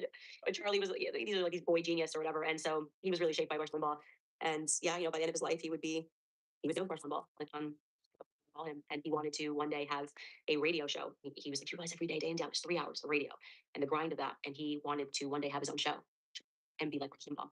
And so when he finally did it, when he did the Charlie Kirk show and it was doing so well, I knew that he would crush it because I was like, he was so passionate about building this. And it's also why it positively disgusts me to see what the show has become because it is the opposite of what Charlie wanted it to be. It's the opposite of what inspired him. It's the opposite of what Rush Limbaugh was. You know, that's why it's doing well because nothing that's not real will survive. My editor in there wanted me to ask you about the maroon shirts. Ooh, Sure. nice pivot. No, I was the person who brought it to attention. They laughed at me, and I know nothing of it. But I just, when I looked at the footage of Charlie and what happened on September 10th, it struck me as highly unusual that there were so many men wearing maroon shirts. Like it's exactly the color men wear all the time, and there were a lot of men, all of whom were alone, I might add, who went to just hear Charlie Kirk speak alone, and they were wearing maroon shirts. And I just said to myself, this feels like organization to me. Like they're wearing maroon shirts to identify each other. And lo and behold, I then learned that from military men that when they do operations, it's a way for, like they'll have a color of the day, which is a way for them to like identify each other if they're doing something, whether it's covert operations or whatever. And I believe that those boys that were wearing maroon shirts were all a part of the same. If it's going to be like an overseas battalion, whatever it is, that they're An identifier. And I even saw I have a tape of one. I started my podcast with zero tech skills in just one tool, Riverside. I create high quality podcast. Person after the show was bending down low and handing another guy a maroon shirt, which is even crazier. Which I haven't even, I don't think I spoke about on my show. Just hands him a maroon shirt, caught on just the very bottom of the camera. And I'm like, pass around a maroon shirt after a shot goes off. That feels kind of weird. So there was an element which makes sense that you would color coordinate so you know where to look. Men just don't wear maroon that often, is what I would say. Wow. Why did you wind up? I mean, it sounds like you really liked working there. Why did you leave? Turning Point changed. After it was a couple of factors at play, but Turning Point, like I said to you, I always love a startup vibe. It's fun, there's more freedom. And after the Kanye tweet, and I'm saying this reflectively, hindsight's 2020, everything changed. Like Turning Point was suddenly on the map. Kanye put it on the map, whether people want to recognize that or not. Suddenly everyone's going, who is this Candace Owens? I love the way Candace Owens thinks. Well, Candace Owens was working for Turning Point USA. And suddenly money started coming in. They started telling, Charlie needed a PR person, he needed this person, he needed to get this woman, Stacey Sheridan, and donations. I mean, just like the whole thing became much more corporatized. And I had warned Charlie about, I didn't like some of the characters that were being brought around him. And I didn't love the 501c3 world in general. It goes against my natural character. Charlie was such a great diplomat, and he would take the abuses from the donors. The bigger the check, the more control is what I recognized very quickly. And that's not a game that I think I'm naturally made to play. And so a point arrived where, and in retrospect, it's interesting, somebody had pulled an old tape of me and presented it out of context for me and Charlie in London, where we were asked a question about nationalism. They stripped the question and they made it look like I was on stage preaching about Hitler, like, and saying, if Hitler just wanted to be in Germany, that'd be great. But what I was saying was, they said, doesn't nationalism feel like a dirty word? Like, how can you say you're a nationalist? And I was like, Hitler wasn't a nationalist. But Hitler was like, hey, I just want to be in Germany and make America great. Like, that wouldn't be problematic. He was a globalist. He had global aspirations. Long story short, they made this video go viral out of nowhere. And I always now go back to that and I wonder who did that. And suddenly a Jewish group issued a thing saying that I was like anti-Semitic. It was so crazy. And donors were calling him, telling him that like he needed to pull back away from me. It's so funny to think that this was another Zionist scandal. And and I was so shocked at this time because I just grew up in a very Jewish. I had never been accused of being an anti-Semite, and This was yeah, way this was before. oh my gosh, right? I mean, like I was like genuinely hurt, and that's how it feels the first time you're called something that you're not before you realize it's a political game, right? When someone's first like you're a racist or like you're an anti-Semite, it is so shocking. Like I had Jewish best friends growing up. I was just going like, how would they ever say this? Why would BuzzFeed make this video go viral? Why is there suddenly this group? And I can't remember. It was the Simon Wiesenthal Center who issued a strong condemnation, and they have a lot of power about my words. And I'm like, why are they all intentionally not showing the full remarks of what I was answering to? I didn't even say Jewish, nothing. It just was about the question was Hitler a nationalist? Can we be nationalistic without being accused of being Adolf Hitler? There were journalists in the room. There was no issue with it. And somebody very clearly went back and tried to find what they could scandalize. And I now have the perspective that this was an intentional scandal that was made cold cloth out of thin air. And to put pressure behind Charlie and to sort of pull us apart in a weird way. And so anyway, so I'm like, I was genuinely like apologizing, like going, this is what I meant. Here's the full context. Here's the full video. And at the same time, who arrived into my life and made me an offer and was like, we can help you, fix this, was Prager University, a Jewish organization. And that arrived as like, and they offered me much more money on making a Turning Point USA. And so it seemed like a perfect, I had just gotten engaged as well. And so like, my ability to kind of travel the country and do those things. So it seemed like a perfect storm to kind of take the next step. And sure enough, I went to LA to meet with them. And this is now one of the stranger things that's ever happened. And I didn't think, but at the time I was totally just baffled by the scandal. Marissa, the CEO of PragerU, took me to the Simon Wiesenthal Center. Right? She said she could help make this go away or whatever. And she took me to the Simon Wiesenthal Center. And there was this guy, I'm going to say he was like a chief rabbi. I don't know. He was dressed, he was very much the guy. You know what I mean? They didn't speak a word of English. They spoke fluently in Hebrew. I just sat in the room as they spoke and they went back and forth speaking in Hebrew. And then Marissa and I left and she said everything was going to be good. And the scandal went away. What? It sounds so crazy that I did not even appreciate that it was crazy at the time because I just was like, thank you, friend, because I can't believe anybody would ever think I was anti-Semitic. And so I was so grateful. And I thought she was like using her contacts and being, because we must have had issues with whatever. And that she was coming in to like basically tell them it's not true. I don't know what I didn't know what they were saying. Now I'm like, was it like, I'll handle this. We pulled them apart. It's all good. She's like, what do you now? What do you think you were targeting to begin with? I think there is, and I'm fully in just reflecting on the way things went down. Erica came into Charlie's life. A bunch of people were suddenly being put into Turning Point USA. Girlfriend, the Stacey Sheridan, she's going to raise more money and take things to the next level. Andrew Colbert, we need like real PR now. I mean, just like all of these characters, like a Hollywood cast was suddenly assembled. And I think there was a real panic about the power of any organization. You hit a level and they start paying attention. And I think the Kanye tweet put us on the map. They started paying attention. This could be a very powerful political organization. We need to make sure that it's within our control. Gotcha. And I was always trying to play a Prager unit control you. I that is my perspective in retrospect. And I did not have that perspective while I was there. And I also want to make it very clear, I had a very good working relationship there. It was not I will say they were always honest about who they were. Like their Zionist, Marissa's former Mossad, so they were never trying to pretend that they had like they were open to a different perspective on Israel or anything like that, or like anything. They were upfront about what the priorities were. And Marissa was very kind. Like if she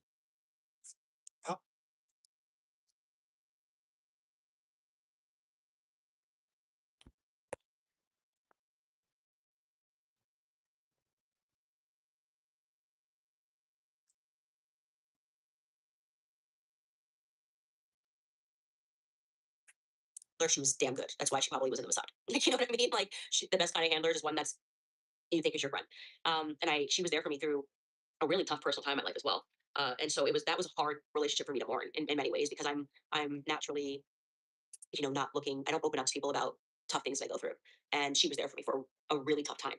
We had a perfect working relationship, so I don't want people to think that because of where I'm at right now, you go backwards and you're like, oh well, things weren't. Like, they were fantastic. They ran very professionally. I had a great relationship with even their COO, Lane Brasher. They were all just great. I mean, I don't say I had a perfect. She never wanted to talk about contracts. She was like, if you don't want to be here, then you should go. Like, it's not going to work for me to hold you here like you're a prisoner. I loved Prairieview. It was great. Uh, did that for a couple years, and again, kind of like a new season of life. Had my first kid. Now, Hold on, let's go with that. I met your husband. With Charlie, this is a crazy story, but the same exact week that Charlie was having these dreams about dying, or he was really deeply talking to me about it. I mean, he had the dreams over and over again. He's no turning point, but he was like, it was a lot of things happened that week. One, by the end of the week, Kanye tweeted me. Two, I had this in the same way he was like, I'm gonna die. I was just like, we need to get to London. We need to go to the UK. No reason. We have no reason, no rhyme or reason to go to the UK. And I just started hammering him in April. Being like, we need to go to the UK, we need to go to the UK, we need to go to the UK. June comes around. I'm hammering him, we need to go to the UK. He's like, for what? And I'm just like, just make up something to be there. I just feel like pulled to go to the UK. I have the messages. It's so crazy to read back. And so eventually I am feeling so pulled to go to the UK that I say to him, give me your credit card, I'm just gonna book flights, because then you'll be forced to just make a reason for us to go to the UK. And I did it. And I had never done that, never booked flights, never taken his card. And I was like, now we're going to the UK, so find something for us to do. And he was like, well, I've been wanting to like build out Turning Point UK and kind of build up this international thing. And so we were hosted by who are now dear friends to us, John Mappin and Arena Mappin. Charlie's been emailing with them. And they said, we'd love to host you because we need Turning Point in the UK. And I spoke. This is also the same event that they would eventually pull the out of context comments from. So this is December. And then they would pull these comments in March of the following year. And he got together a great group, and I presented on stage, and my husband was in the audience. I just sort of looked at him, and it was really cute. It's cute. And at the end, he came up to me and he said, hi, I'm Miss Farmer. And it's pretty cute. First of all, George is not cute. George is fine. She is totally underestimating, or underselling, I would say, because man, that George is fine. He's fine. Fine, fine. Matter of fact. And that was it. Never gonna probably see him again. Next day I had Russell Brand. As much media as possible. And then Russell Brand like went over. It was like 3 hours.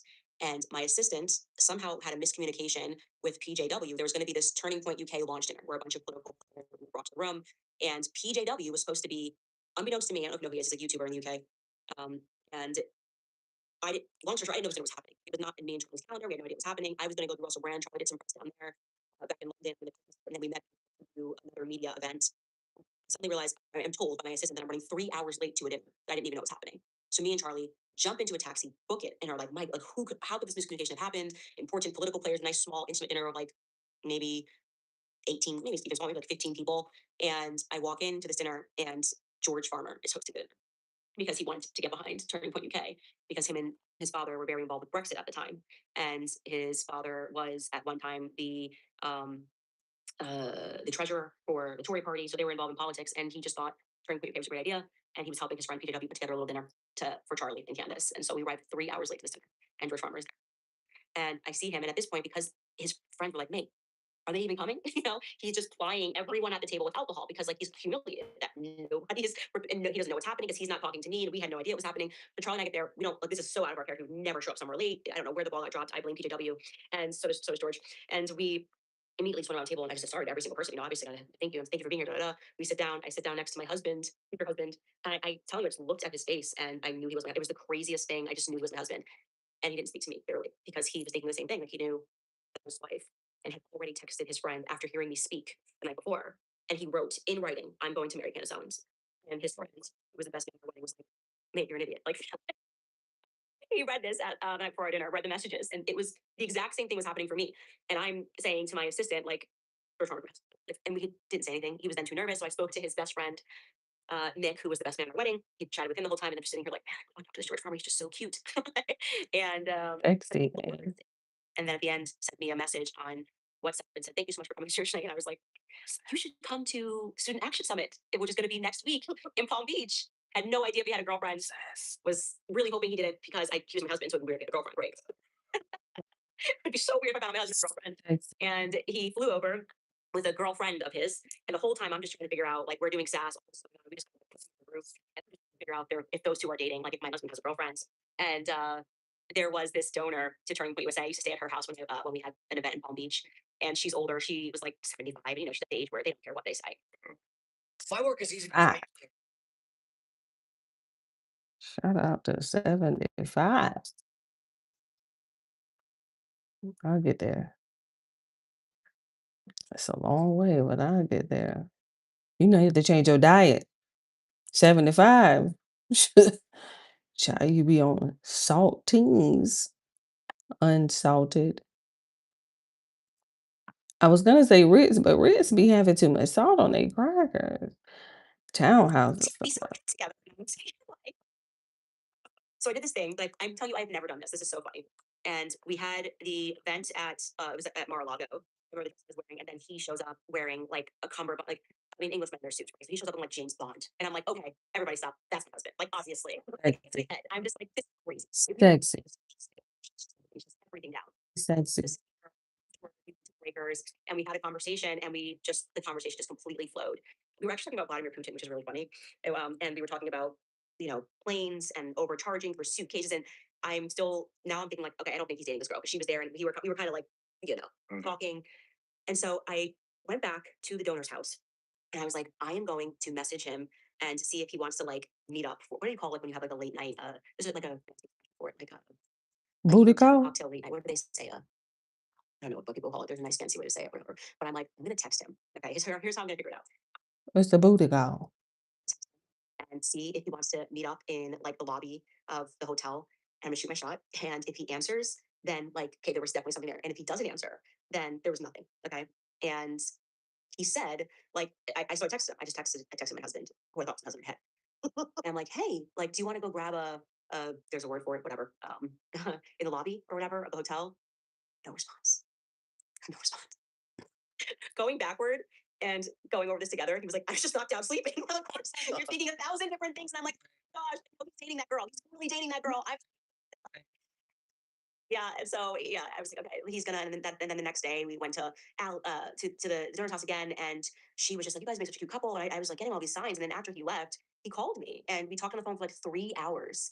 And I was like, okay, well, he didn't have a girlfriend, the whole thing. And then he told me, I just fell asleep. I'm so sorry, I missed the text message. I was like, if you knew the thought and the emotion and everything that went behind this, like I never do this. I don't even at the time I didn't even drink, by the way. Like I was just making up an excuse to see him, and it was just he just passed out, and I was like, he's probably with that girl, like all the girly emotions, and none of that was happening. And so yeah, he Really every emotions. day in the UK, and then he proposed to me on a plane. Oh. Hadn't even had our first kiss. Even had your first kiss. Oh, How could we? He was in the UK, so he proposed to me. People thought we were totally insane. His friends thought he was insane. Everyone thought I was insane. My sisters were like, "This is the most Candace thing ever." So wait, how much time from you met him to Engagement, Engagement. 18 days, 18 days? Wow. How long have you guys been married now? 7 years, 7 years. 7 years. Baby number 5 on the way. Congratulations. Thank you. Yeah. So I can't even explain the pull that pulled me to the UK. When I saw him, I don't know if I dreamed it. I mean, some things are just so metaphysical. We don't understand the world the way it works. I know, and that was right. So everyone was wrong. I was like, no, that's obviously my husband. Like, I know, like, and the way that I describe how I felt, and I always such a hypocrite, by the way, in the future when my daughter pulls this, she'll be about to marry. I feel like my daughter someday is gonna watch this episode and be like, you and dad fell in love. When you're watching and you're 20, however old you are, Louise, you're not allowed to meet any guy like this. You're not allowed to get married after 18 days. Louise. This only applies to me. She should have named it Eloise. Louise is cute though. There he is. Like everything's gonna be okay now. He's there. What's the secret to a successful marriage? Oh, Gosh, the secret good was question, Candace. I feel in some ways I have been just so blessed by God to just have a really easy marriage. Because I hear, everyone wants to know what the secret is, and I think it's the secret is loving the person you married, like genuinely enjoying them, like genuinely being fascinated by them. Like wanting to aspire to them, wanting to know them, every like layer of them, and wanting to learn from them, having just like a deep reverence for the person that you're marrying, like aside from just being giddy and in love with them. And I'm totally obsessed with my husband. I just genuinely am. And that's the Make it a quote. Hold on. Hold on. Hold on. She just gave me. I bet you can't guess what it is. I need a quote for tomorrow. Reverence is simply the experience. Wait, hold on. Accepting that all life is in and itself of value. Oh, reverence is the most sublime attribute of the human soul. We got some good reverence quotes. Hold on, let me find some. Reverence for life is the highest court of appeal. Reverence is the most sublime attribute. Sublime. Sublime. I believe that's how you say it. Sublime. I like the background. I like the font. Um uh, excuse excuse me. Okay, we got a quote for reverence to the model. Hopefully I don't forget.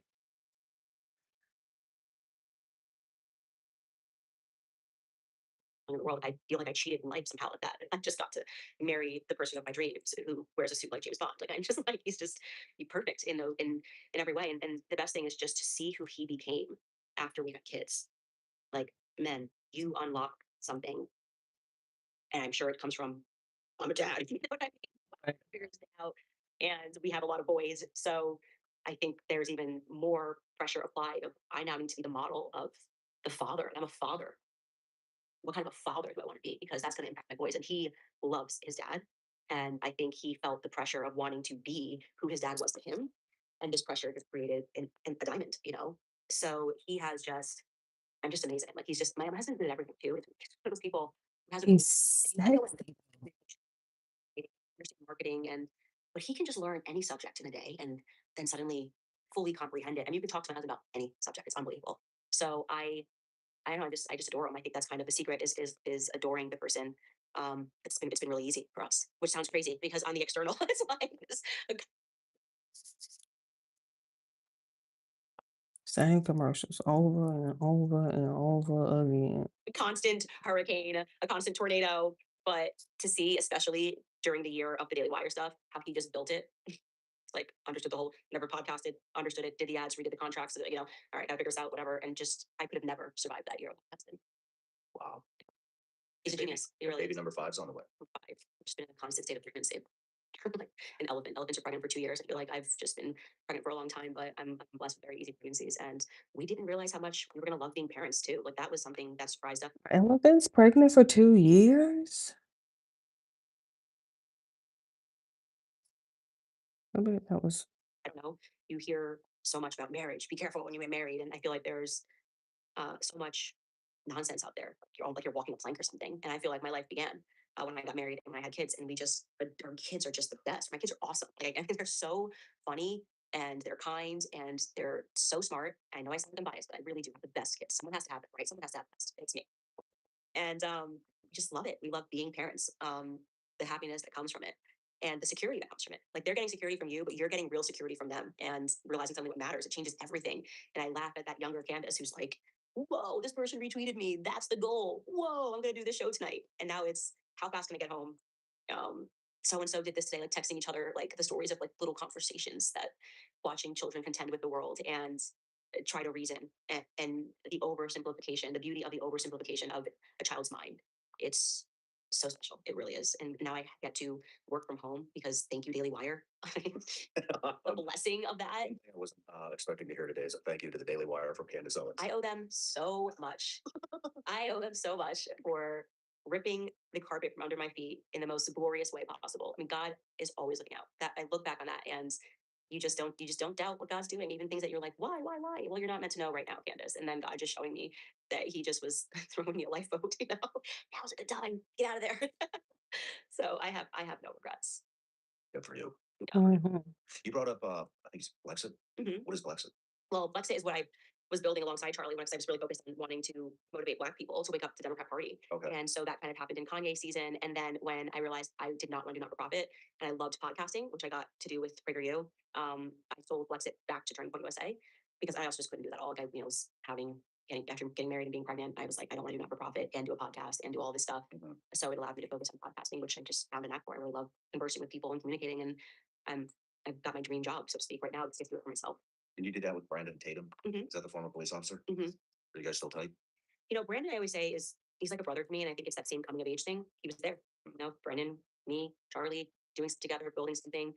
We obviously have very strong disagreements on Zionism and Israel and how Charlie Kirk died. And I need to be able to sit down face to face with him, which has been hard, just because we're on opposite sides of the and we've spoken on the phone a few times, but like, and he's dying, so him dinner, and I have a very, very strict policy about when you have a relationship with somebody doing to the public.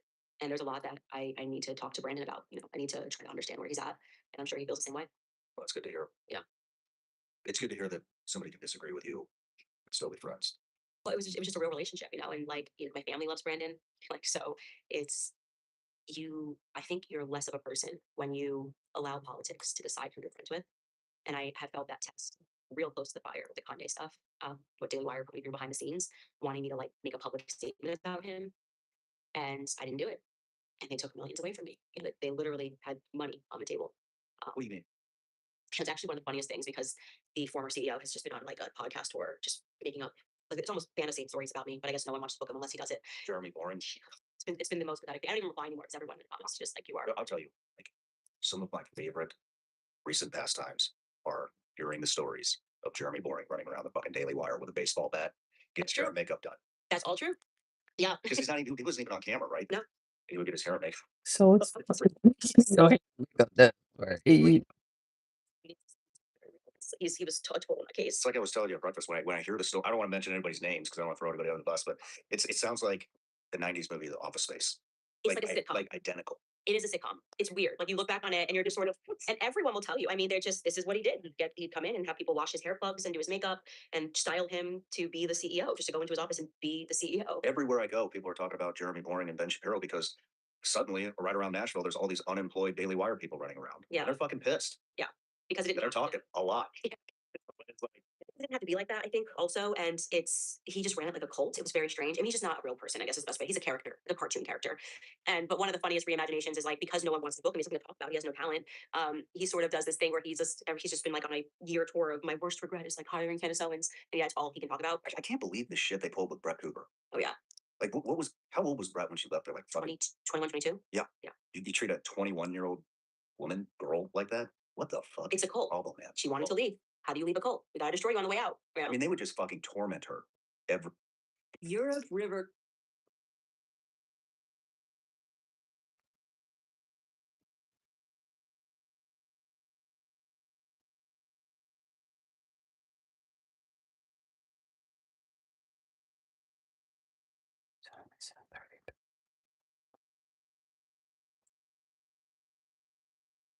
Every day, every fucking day. I hope I'm assuming she opened up to you about what went on legally. I mean, Somebody did. Jeremy did that personally. I mean, he's vicious. He's closeted gay man, and he is extraordinarily vicious.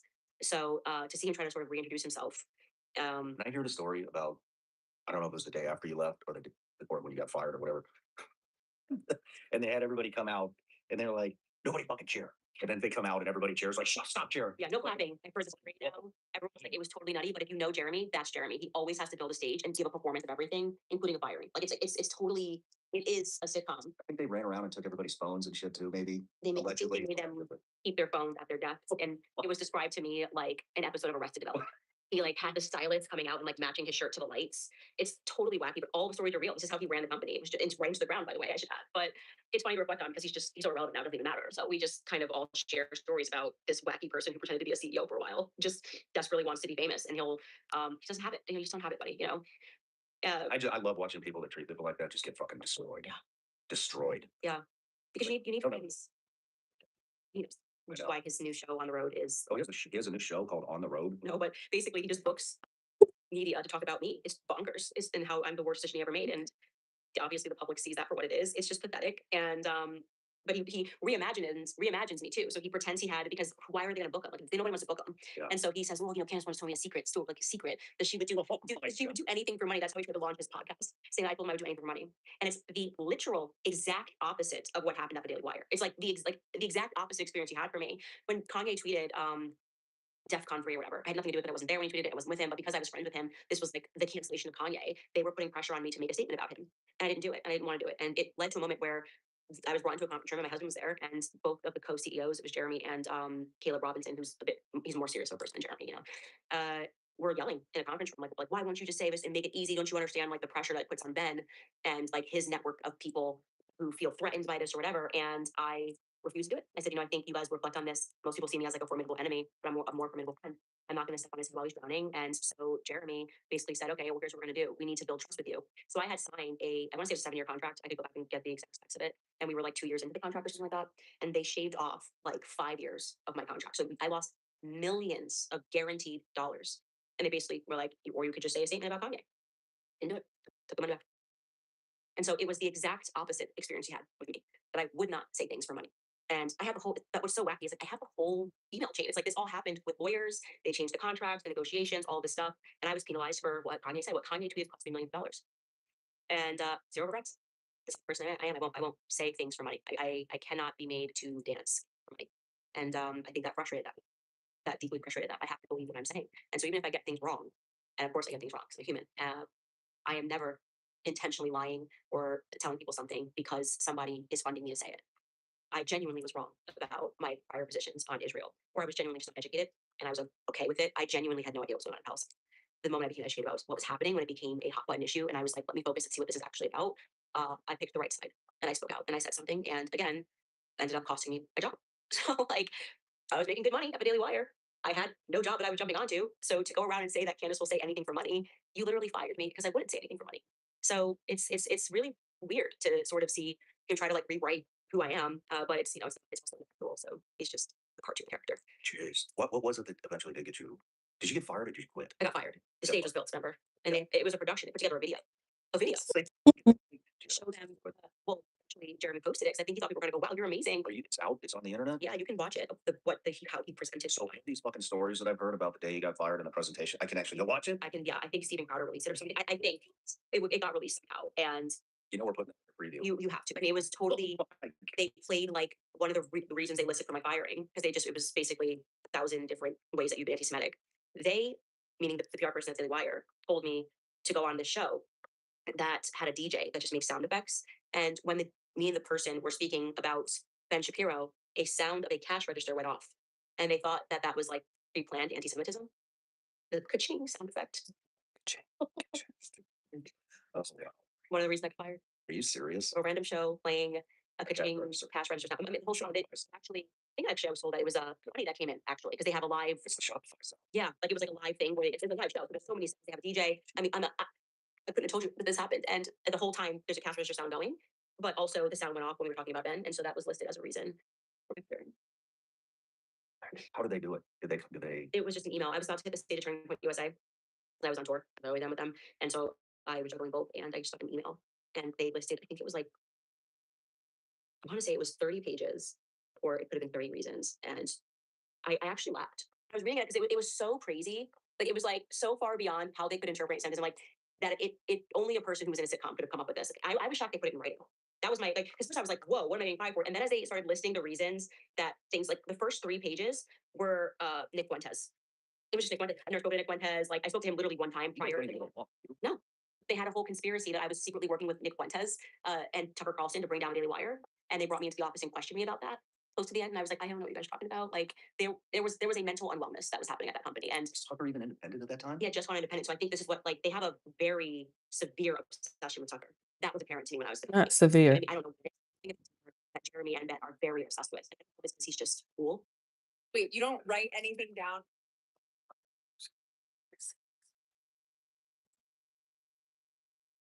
You know, there's an envy, and they had convinced themselves that I was somehow working behind the scenes to bring down the Daily Wire to go work for Tucker, and that's because that's what they did to Braveheart. They were accusing me of what they had done to a company prior, right? They had quietly been building Daily Wire. They then created a scandal, a fake scandal with Michelle Fields, and then they took all of Breitbart's subscribers with them. So What was the fake scandal?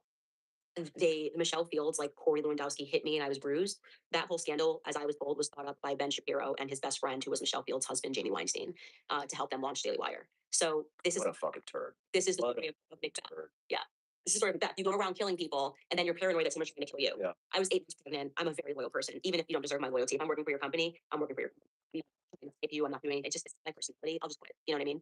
And they brought me into an office and questioned me about this Tucker Carlson conspiracy. And they asked me if he told me explicitly that they thought that I was working with Nick Fuentes. And I just was so confused. I thought someone gone How much time did you have at the Daily Wire? Left or How much? No, just altogether. was I there for 3 years? I think How long did this happen after the Kanye incident where they wanted you to? it was the following, it was kind of exactly a year later. And so it was right after October 7th is when they got super wet. And I think they were wanting me to kind of like pledge allegiance to Israel publicly, and I just wasn't going to do that. And so it became an issue. They had financial pressure because Jeremy was, doing Pendragon, which cost them over $60 million. The reports have been completely inaccurate how much passion project of Jeremy's harmed the company. And there's the only way to describe him is maniacal. Anybody who works at Daily Wire will tell you that. He's just utterly maniacal and he's obsessive. And so yeah, they built the state. I mean, by the way, when I sat down with them, like a week prior to What is maniacal? How do you spell maniacal? Maniacal? Oh, M-A. Ah, I almost had it. I put M-E instead of M-A, maniacal, exhibiting extremely wild or violent behavior. Mania. Of course, maniacal. bury me. And we had hashed things out and they had said to me, well, we thought you were secretly plotting. And I was like, this is mental unwellness. And I said, look, if post October 7th, things have changed. Like, I obviously understand this is Ben's a partner of the company and you guys want to separate, let me and Ben talk to each other like human beings. Like, I'm happy to do that. I'm happy to be like, you don't spend 3 years with a company and want things to end badly. So I presented Jeremy with that option of me just leaving peacefully. We can figure out how to like unwind, issue a statement. But Jeremy has a flair for drama. He has to go on stage. He has to do it. He has to make it over the top. And so they hatched this remarkable plan to Christ is king, is anti-Semitic. And Did they really say that? And don't get offended, but I always thought you kind of manufactured that. oh no. Andrew Clavin did a whole episode entitled like Christ is king after we announced that I was separated. And he just like completely disparaged me for an hour and later. And I was so shocked because we had signed on disparagement. And their lawyers came back and were essentially like, joke's on you, tricky contract clause. We said that none of the talents, none of the employees would disparage you, but Andrew Clavin isn't actually an employee, he's a contractor. So they had plotted to sign this agreement to go our separate ways, but then they were going to allow Andrew Clavin to publicly say something and then said I couldn't say anything back. But it backfired because they did this during Lent. And people watched the episode and went, what? And so then, so this gets even better. So then it backfires. My hands are tied behind my back. I can't say anything. But they still, because they lost tens of thousands of subscribers to Andrew Clavin doing an episode calling me anti-Semitic over Christ is king. They then sued me. Or them attacking me. You said So Jeremy, which is really funny because a couple days ago he went on to Patrick Bet David and said we had the most subscribers ever after Candace left. You literally sued me, and I have the documents of your sworn affidavit saying the opposite. It's like it's the way he lies. He's just maniacal. You can't even make it up. So, but he sued me and said that they lost tens of thousands of dollars. I mean, tens of thousands of subscribers. Literally, I just said tens of thousands of subscribers over the Christ is King thing, which caused their company financial harm. They sued me for their attack on me backfiring. Try to work that out. And their evidence of why it was actually my fault was because I couldn't say anything about Andrew Clavin, but Jeremy then stalks my likes on Twitter, and people that were defending me, I was liking the tweets. He brought that into court and said the likes are disparaging. Did this shit hold up? They ended up eventually. Let me tell you the blessing of the way God works. So we were being sued. They wanted millions of dollars for my likes, literally my likes on Twitter, and so basically they were going to get every bit that we agreed to walk away, and I wanted them to pay me out what was due. And they figured they just clawed in court because Jeremy's a homosexual psychopath and he will like focus on that. And they were like trying to tell the judge that likes amount to disparagement. And a blessing occurs because you cannot make this up because they are like cartoon characters.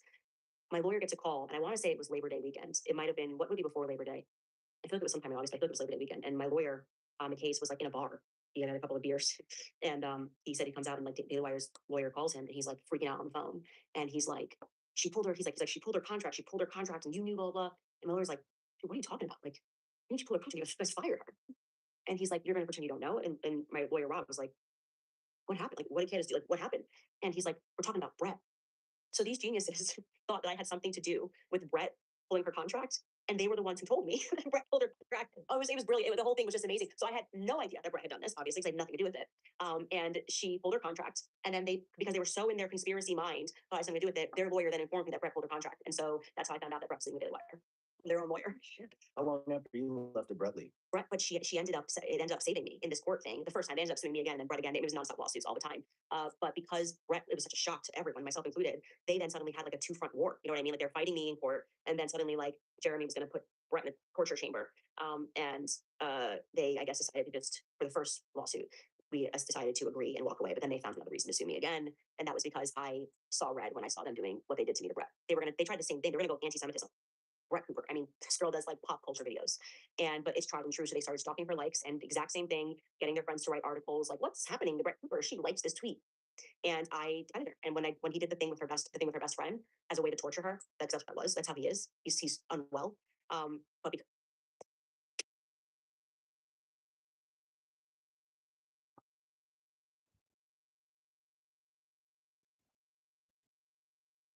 it's like, you don't leave my cult and you're a piece of property to me, I'm going to make you suffer. And he went to her wedding. He went to Brett's wedding. Knew Reagan was her best friend. Knew that Reagan was her maid of honor and thought through. And here's the most effed up part. And I apologize in advance for me having absolutely zero permission from Brett, but we're already on the show, so I can't say anything. I can't go backward. Sometimes I feel like I'm not on air and I kind of forget that all this. That's the all the podcast is. I'm just talking to you. I'm talking to you. And this will be obviously very viral, but the most effed up part of it, and I actually think both of the girls were victimized by it. I'm gonna be clear. Like, I don't like what Reagan did, but these were two young girls, like, and they were best friends. And there was just a maniacal homosexual man doing this because he wanted Brett to suffer for just leaving a job. Like, hey, I'm 22. No matter what my reason is, I should be able to leave a job. He offered Reagan more money than he ever paid Brett. Great business decision. Worked out really An well. offer you can't refuse, sort of a thing, which would have been life changing. So who knows what her life pressures were, or she, and this is maybe gracious because I'm not a fan of that. I don't like when girls. I wouldn't have done it. I'm built a little different. But you can see how that kind of money in front of someone who's just like an associate producer, and suddenly someone's like, "No, I want to make you a star. I'll do this," and he did that for sport because he wanted her to, and it hurt. It hurt her. By the way, he was successful. That was a relationship that meant a lot to her. And that's not something. This is something you hear like a deranged husband doing to a wife after a divorce. You know what I mean? Like, like how will I make her suffer, and like using the kids as a chip in the middle of the divorce. This isn't something you hear about a CEO and a 22-year-old girl who wants to leave because she wants to have kids and he doesn't think it's a good idea, for you to have kids. That's like, and that's why I stood up for her, and then I got sued for standing up for her publicly. Zero regrets. I actually, as we were approaching the court date, I told the lawyer, I'm not going to lie to the judge. If they want to know, did I do an episode defending Brett Cooper? And I think he wanted every time they had dinged me, they wanted $300K for every offense. And I think for that episode, they wanted $1 million for defending Brett, or $300K for that episode. I said I was just going to pay it, and I said I would have I would have put it for long with my kids. Stand up for something. Money's just money. And I would have said to the judge, yep, I consciously, that was the one time where they were coming after me for something that could have violated disparagement because I was saying about what we did to her. Good for you. Yeah. It's a real fraud. Money's not everything in life, you know what I mean? Yep. She's so young, it's just like, give it to me, you know what I mean? I felt so like, and I wasn't actually close to Brett at Daily Wire. We got close after because of dealing with lawsuits, and he sued her over wearing a blue shirt, and he's a total, like someone said it so perfectly online. Why would the Israeli Wire sue somebody for wearing a blue? I mean, the Daily Wire sue somebody for wearing a blue shirt.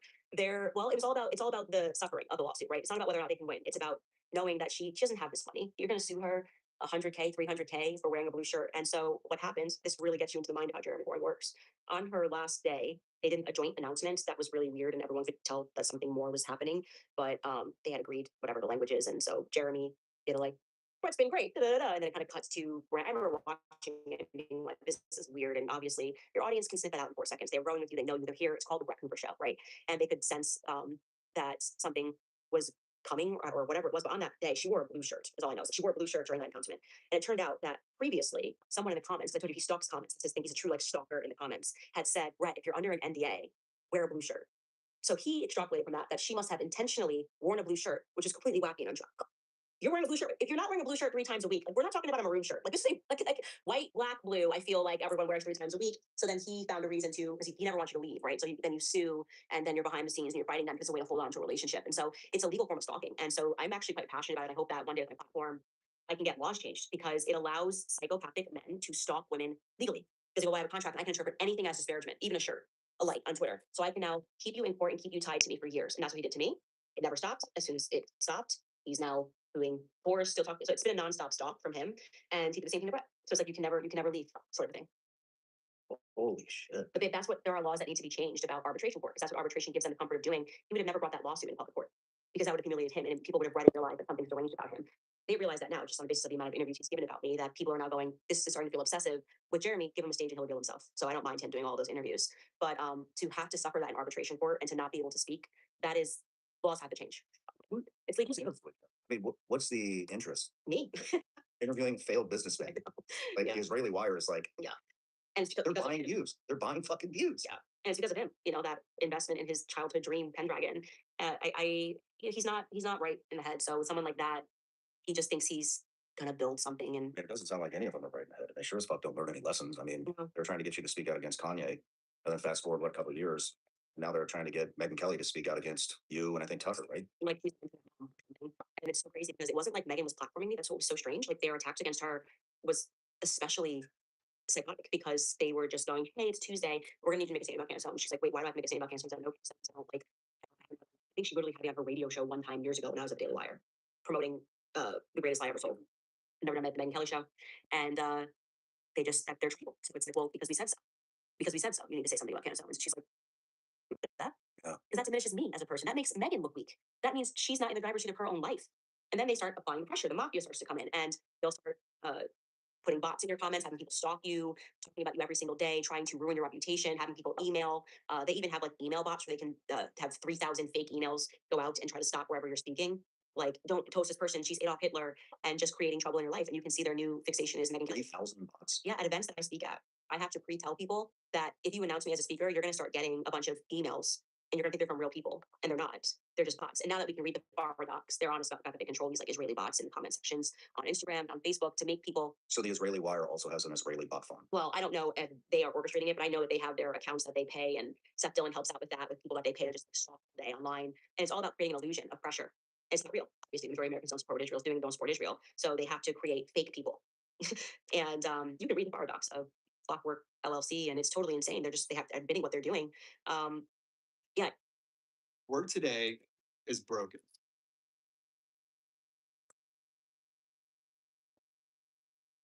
yeah, it really is something to behold. But that's what they're putting Megan Kelly through, and she's proven to be very tough. And they're also angry at her because she told the truth, which surprised me, by the way. And I have such deep respect for her over it. She was one of the few people who stood up and told the truth about what Charlie was going through in the end, as all of his friends lied about the pressure, including his wife, about pressure he was under by Israel. They lied, and Megan was one of the last people to speak with him on her show, and he opened up to her and told her everything he was going through, and she just told the truth. That's it. That was her crime. Man, what a major miscalculation of your own strength. Mhm. Wow. Wow. They just never fucking learn over there. I mean, they're going to tank that entire. I mean, I don't think there's any coming back from that stuff. No. I mean, they're getting like 1.2 thousand views a video. It's fucking crazy. Yeah. I think it's. Are you allowed to have any like criticism of Israel over there? No, literally not. I said genocide is always wrong. And I was getting text messages of people trying to convince me that I had done something truly crazy. And I wasn't even talking about Israel. I was talking about Brian Mass. He wore an IDF uniform into Congress and said, I'm trying to remember, but he basically said there's no such thing as an innocent Palestinian. And it was completely genocidal. And I saw a tweet from Yashar Ali about it. And I was in Madrid at the time at a wedding. I tweeted, genocide no matter who. God, I missed Yair. Oh my goodness. It's like, I wasn't in the chat. understand. Oh no. That's So sorry. assume that I was referring to Israel, and I was like, okay, let's say I was referring to Israel. Like, that's wrong. It actually applies all the time, but I was referring specifically to Brian Mass, and they tried to tell me that it didn't matter that Ben's friends thought I was talking about Israel. So basically, if somebody else has an idea, I'm responsible for it. Even when I believe exactly what I tweeted, and I thought it was wrong, I said what I meant. I didn't know I had to say in small print. This tweet is obviously referencing Brian Mass, who is trending right now for wearing IDF uniform. Like, the tweet is a standalone tweet. Genocide is always wrong. Jeez. Look at Sean. I think it's just they were a little insecure because they were planning a genocide. So now we can see. Exactly. Yes, this tweet that came out, I texted it on the way here from breakfast. This is the Israeli Minister of National Security. Have you read this shit? Let me read it to you. For every terror of an Israeli mother, 1,000 Lebanese mothers must weep. All of Lebanon must burn. With all due respect to the Americans, Israel must make it clear to the entire world that the blood of our sons and the security of our citizens are not forfeit. All of Lebanon must burn. Our supreme duty is to protect the citizens of Israel and the soldiers of the IDF. And this commitment takes precedence over every other. And then the crazy thing is, look at X. This post violated the X rules. However, X has determined that it may be in the public's interest for the post to remain accessible. I told the prime minister, even in our private meetings, for every terror of an Israeli mother, 19.2 million views. in the Middle East, you don't win with measured responses and restraint. You need to go berserk to obliterate, to crush the terror. Yeah, Ben Sounds like another genocide's on the way. yeah, he's a total psychopath. But they all are. That's the point. The government is being run by psychopaths. And I think people need to realize that what they are doing to the Palestinians, to the Lebanese people, they will do to us. They will do to us. They will torture your kids. They don't care. I mean, this is in the pocket with Boyan. All of that was a conspiracy until we suddenly had access to Jeffrey Epstein's email. Cattle, Nation cattle, just cattle, you know. slaves. Yeah, so they are okay with you so long as you're mean The nation. last grok. It means nation. it means cattle. And so they're yeah, they're talking to I've never heard anybody call fucking nation a boy. Mhm. Have you? No, it's that's completely made up, and that is not even. I'm surprised that's a new updated thing they're trying to lie about. They try to constantly bury history even from 5 weeks ago. I saw somebody, they tried to correct. I think I tweeted something about it. And then I asked Ro Khanna when he was here. I said, "What's a goy, Ro?" And he didn't know. Yeah, it's cattle. So we told him. Mhm. And then that clip went crazy. This And is everybody's telling me their name's Nation. Nation. she's a good boy. Yeah. There'll be a Good lot of boy nation. there. There'll be a lot of nation there. I mean, read the context of his emails, but like also it's kind of weird. It's difficult to find out what boy means. It's cattle, and their perspective is like to the extent that they can get us to work for them, we're fine. Yeah. And if we won't work for them, then we have to be obliterated. They do the grok thing. We're like, grok, what does goy mean? And it'll say, I don't know what it says. But then I'll just go over to Claude and I'll ask Claude, what does goy mean? Yeah. And it's a derogatory comment towards anybody that's not Jewish. Yes. It ends, It's racist. it's fundamentally racist. Racist against Christians. It is. And there's a real, I mean, they're raised to believe that their life matters more. So Ben Gavir, you have to appreciate that he's being honest. Well, I mean, you can see it all over his fucking face. He He's thinks being he's more important than everybody. That's their perspective. Like that's what October 7th proved. They have a right to commit a genocide now, even though they plotted it October 7th and Bibi Netanyahu allowed it to happen, and all the evidence shows that. The whole point is that they've been doing this forever. These false flag attacks. This is the whole history of Israel is false flag attacks. I mean, look at the USS Liberty, and they still denied what they did, denying the basic overwhelming evidence that they believe it is their birthright to mass murder, steal, kill, and rape, take from people, destroy heritage, and then reintroduce themselves in other societies with all this wealth that they stole. And say that it's because they worked hard. Yeah, they worked hard murdering people and stealing and running the gulag system and What's the gulag system? Russia, the Bolshevik Revolution, the Romanovs, the diamonds that they stole from the Romanov family after they murdered them in satanic ritual. Those diamonds end up in New York, by the way. Like, look at you know what you should do in your spare time? Look into Armand Hammer, Army Hammer, the actor. Look into his family's history. Look into Julius Hammer. Look into Arm and Hammer, what their family did when they came over in the Panelist settlement in Russia. Lenin's quote unquote favorite Jew, even though Lenin himself was Jewish. He took diamonds, established a diamond district. Well, who did they get the diamonds from in Russia? I mean, they were mass murdering Christians. So this is where do you think it's going to happen? They just destroyed all of Palestine. Do you think there was no wealth there, no jewelry, no diamonds? And you see the Israeli settlers go in and pillage. I mean, you've seen these videos. They just take your land. That's how it's always been. They just run in and they take your land. It's theirs. No. Thugs. They're being trained to do that. Like cockroaches, like watching cockroaches descend. Truly. And that's the only way you can describe these videos. It's disgusting. It's the most, and they beat these people and they take their land and that's it. It's all theirs. Is the Trump hotel there now? Well, that was Trump himself who did Yeah. the Trump resort, whatever it was. This is what Gossip Pete was the most despicable thing I've ever seen. He wondered and tweeted it because Trump doesn't know how to use AI. He's like offering his own tweets. It was absolutely tasteless. But Did you see what was that thing that he posted about him being Jesus? What was that? oh, he didn't know. Oh yeah, he didn't fucking know. He didn't know there was fucking demons in the sky either. What was that? Just more of the really gross stuff. Are they just mocking Christians or what is this? Well, they hate Christians. They're taught to hate Christians. They spit on our own children. You think Trump hates They train Christians? their children to spit. I don't think he loves us. He's the one that posted it. I mean, Trump's never pretended to be a Christian. I think he's been pretty open about the fact that he certainly favors Israel. Like He's got a 99% approval rating. he will, I think he's also said several times he doesn't think he's going to heaven. yeah, I think he's kind of made his bed. I don't think he's going to heaven either. If it means anything, I don't get to decide. I don't objectively looking at everything. I just wouldn't. I wouldn't bet him in heaven either. You want people to change. You hope they change, but kind of hard when you just see what's going on there to imagine that that's a ticket to heaven. We'd allow him to happen. Like he's obsessed with earthly riches and he's got such a short time to live. You think that if you hope that toward the end of your life, you would want to right wrongs and be a good person because you know you're going to meet your maker soon. So that's one of the more stunning things is like, Trump's going to die soon just because he's going to die soon. He's in his 80s. That's how it works. I'm going to die soon. You're going to die soon. So it's a good time to not beget evil. Yep. Try to get right with God. I don't know. Final stretch. Try to sprint. You try to sprint last stretch. And it's interesting to see Trump sort of do the opposite. And I just go, okay, that's interesting. I don't even wish any ill toward Trump. I don't have any anger. It's worse. It's pity. You don't have any anger. I pity him. I pity a man who has relinquished what was a real power. People loved him, believed in him, thought that he could change things. I pity for earthly riches to give that up. I don't know. And that will be his legacy. I always pity weak men. I always pity weak men. I just think there is something so natural in the way that God designed it for men to lead. for men to be strong, for men to be forthright. And so when you see men that are weak, it does draw from me frustration, but also pity. That's what God designed you to be. I almost wish I had pity for him, but I just don't, He said, how do you not? He's a slave. He's got all this stuff and he's a slave. because he's a voluntary slave. He made the fucking decision. He made the decision. Forced them to do it. Pretty piece of shit. He just wanted to be president. And he was short-sighted. I think he's living in a prison every day. Fucking hope he is. He's not loved, and that matters to him. And I don't know, I just equal parts disgusted. I think it's pitiful. That's what I mean. When you going back to the question you first asked me, what's it like having the burn, I'm like, I even forgot that that's the powerless. It's not even something I hold on to a couple of weeks later. Just poor Trump, you know, poor Trump. Or Trump. Oh man, you heard about this Peter Thiel shit?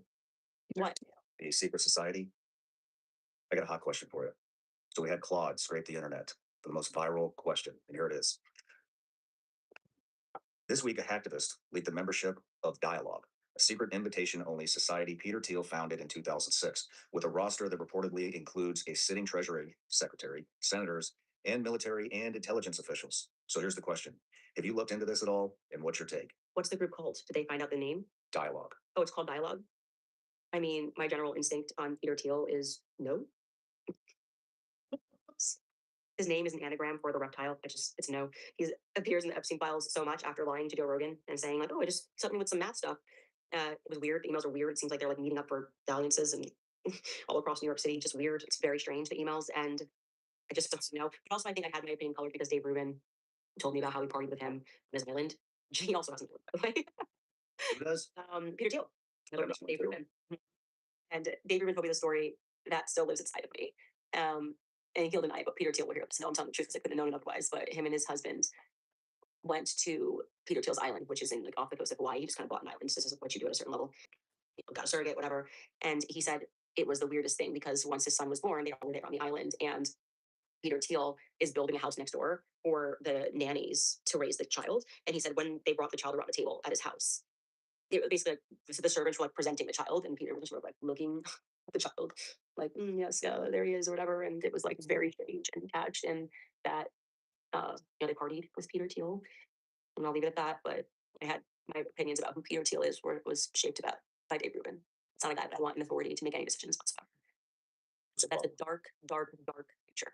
They just released a shit ton of names that are in this thing. Have you seen this yet? Mhm. I think they did it while we were sitting in here. I just saw it last break. We'll put the names up on screen right now so everybody can read them. Here's a follow-up question.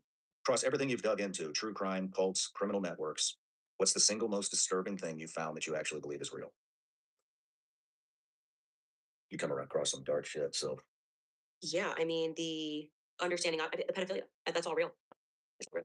It's a cult worship, and it goes back to like they believe in sex magic, and sex magic. sex magic. You could get into like Aleister Crowley, all that's real. I mean, he wrote books about it. Like they were trying to hide it. These were elites. Like these aren't people that are at the bottom. It's why I find it hilarious when people believe in the moon landings. I'm like, do you know the history of the Jet Propulsion Labs and that it was created by Aleister Crowley's acolyte, a protege, so to speak. These people wrote extensively about the sex parties they were having. That they thought they were summoning demons. They were summoning demons. Thought they could. They were summoning demons, and they harm children. That is the world we live in, and I think that is very disturbing to have to contend with that. And the craziest part is the people that protect them. Oh, for money. That's hard to know that people like come up in politics will look the other way for the right price. Think about that. Everyone knew what Epstein was doing, and then he was protected, and they knew they went to prison. Think about this shit all the time. It's so fascinating would be the right word, but it's interesting to see how these people think that they have amassed so much power, but they really have zero power. The only fucking thing that they can really do is introduce a bill. Hmm. Yeah, I mean, when Like they can't even fucking say what's on their mind. Yeah. They're powerless. They're fucking. They're controlled. Mhm. I think that I mean, I think that's a way to a means to control people is to get them into politics. they control Congress, there's no question about They it. really think that they have fucking power. Well, in many ways, they It's find evil. people who are pedophiles already, and then they empower them.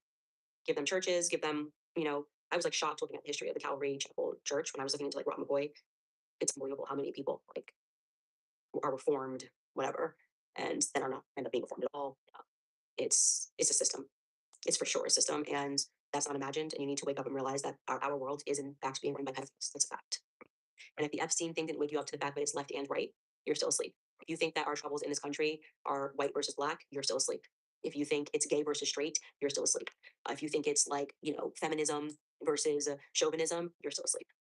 We've got way bigger problems, and these are ancient problems that we have. People that worship and summon demons and believe in the occult and do it in your face. I believe Charlie's assassination was an occult ritual. Everything is real. Yeah, everything about it. And I believe the people around him are into dark, demonic stuff. I mean, when you told me at dinner that he was assassinated in the middle of a pentagram, Mhm. I was like, holy shit. When someone sent me an old Freemason Bible and it showed how they believe that you have to be in a pentagram to sacrifice someone, literally shows you like there's a map inside of the Freemason Bible. I looked at it and I said, probably was staying in a pentagram. Sorry, Where did the Freemasons come from? well, You know the history of that? yeah, actually just read a book for our book club called The Secret History of America by Nicholas Hyder.